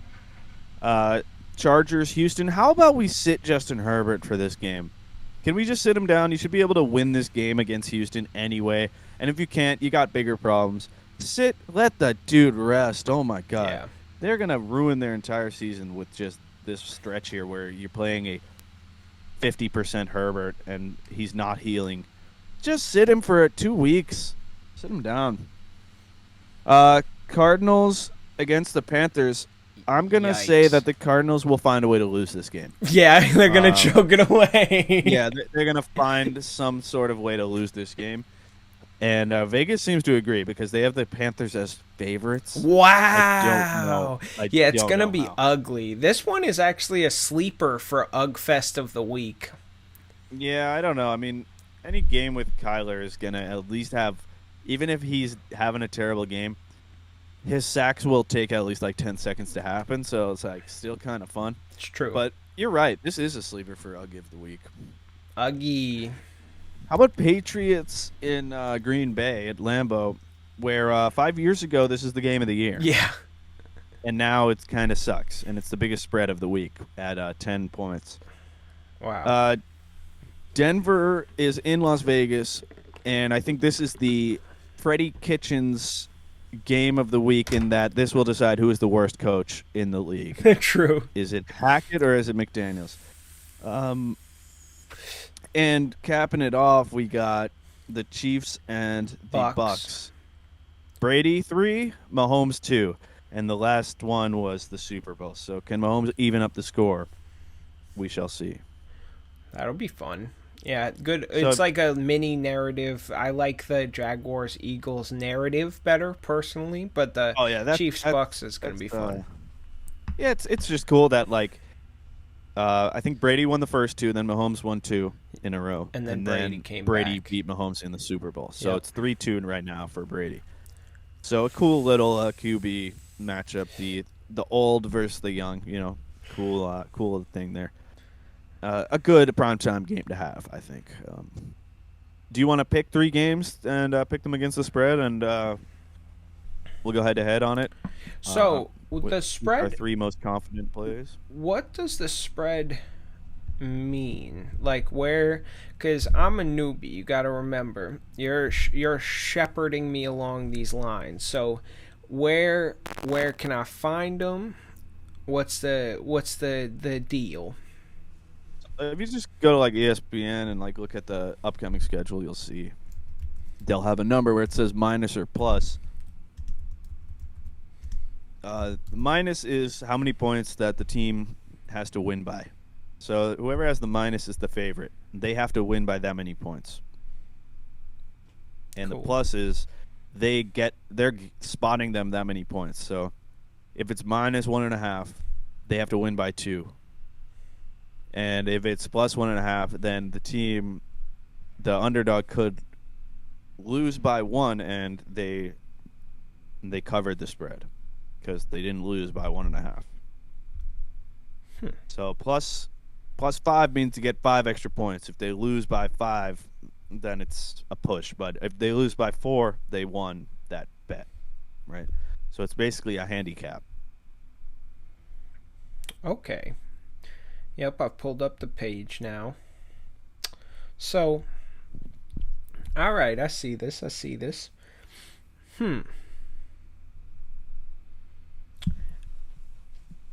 And so, what is like 41 to 5, like 0.5 to -3? That's over under. Okay. So that is the over under of total points scored. Right. When it says like Minnesota -3, that means that the Vikings got to win by more than 3 to cover that spread. Okay. Let's see. Let me look here. I think that you can say that the Lions being the favorite, I that would be picking with the spread, right? You want me to pick underdogs? Yeah, so I saw it at 5 points, but right now I see it at 3.5. Point. So Yeah, it seems like yeah. So it came down, I guess, a little, or I just saw it at a juice line. But so they would have to win by 4, basically, the Lions.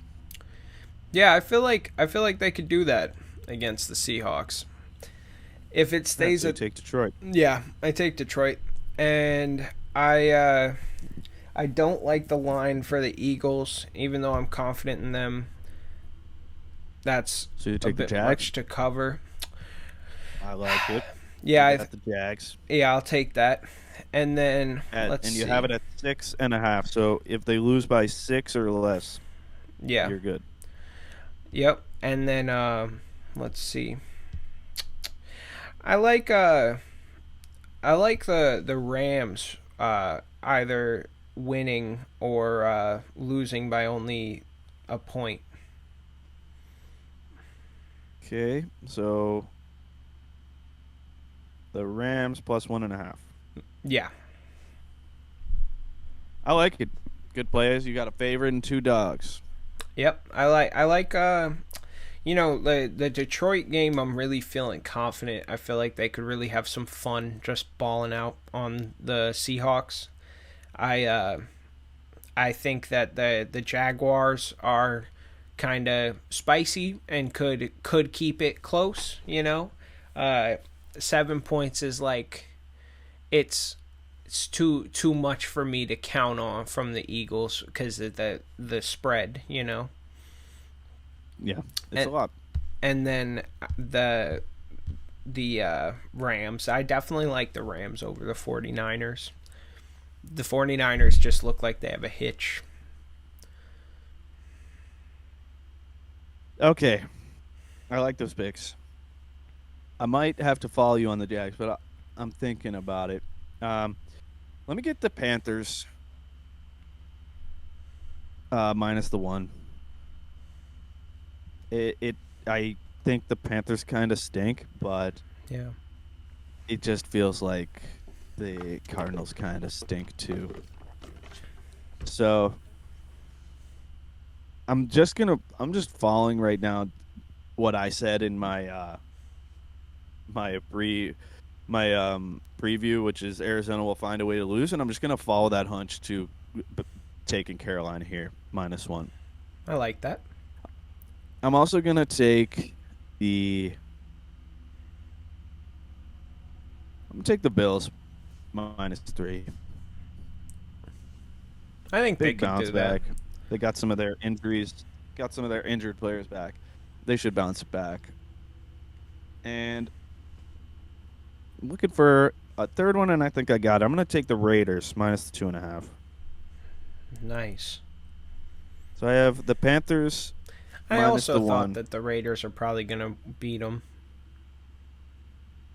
You know what? I'm gonna take off this Panthers because I do want to go head to head on you on one of them, and I'm gonna take the Eagles here. Nice.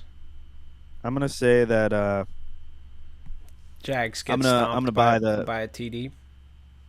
yeah, I'm gonna buy the Eagles over the Jags here, and I also just want to go head to head on you on one. Yep. And I think I lean Eagles here because it's just like I'm not ready to just say, oh, the Jags are good now, even though they're way better and they're a real team. We can't forget what the Jags have been. So I'm gonna go against you on one of these, and I feel like this is the one. This is the one you. to go against me. I think it's the weakest pick I have as far as like the Eagles could really just stomp. You know, they're good. I like Yeah, I them. mean, they are kind of due for a stinker the way they've been playing. They've been playing a little too good. It's what I'm But counting they're on. a good team. You know, but I think they're gonna win. They're gonna win probably by a lot. If I'm speaking like just You want to change your pick, dude? well, I think that the Jags are a fun one to take, but if I had to reassess, Eagles by 6. hmm, If Eagles win by 6, you still win. I know, but that's what I'm saying. Like, it's a toughie, right? Because I could. You can change it. Well, It's not too late. We are not locked in yet. Even though I wrote it down, I wrote Panthers. I crossed it out. I put the Eagles because I wanted to go against you. But and I lean Eagles here. But I think I might switch it up you want to change it?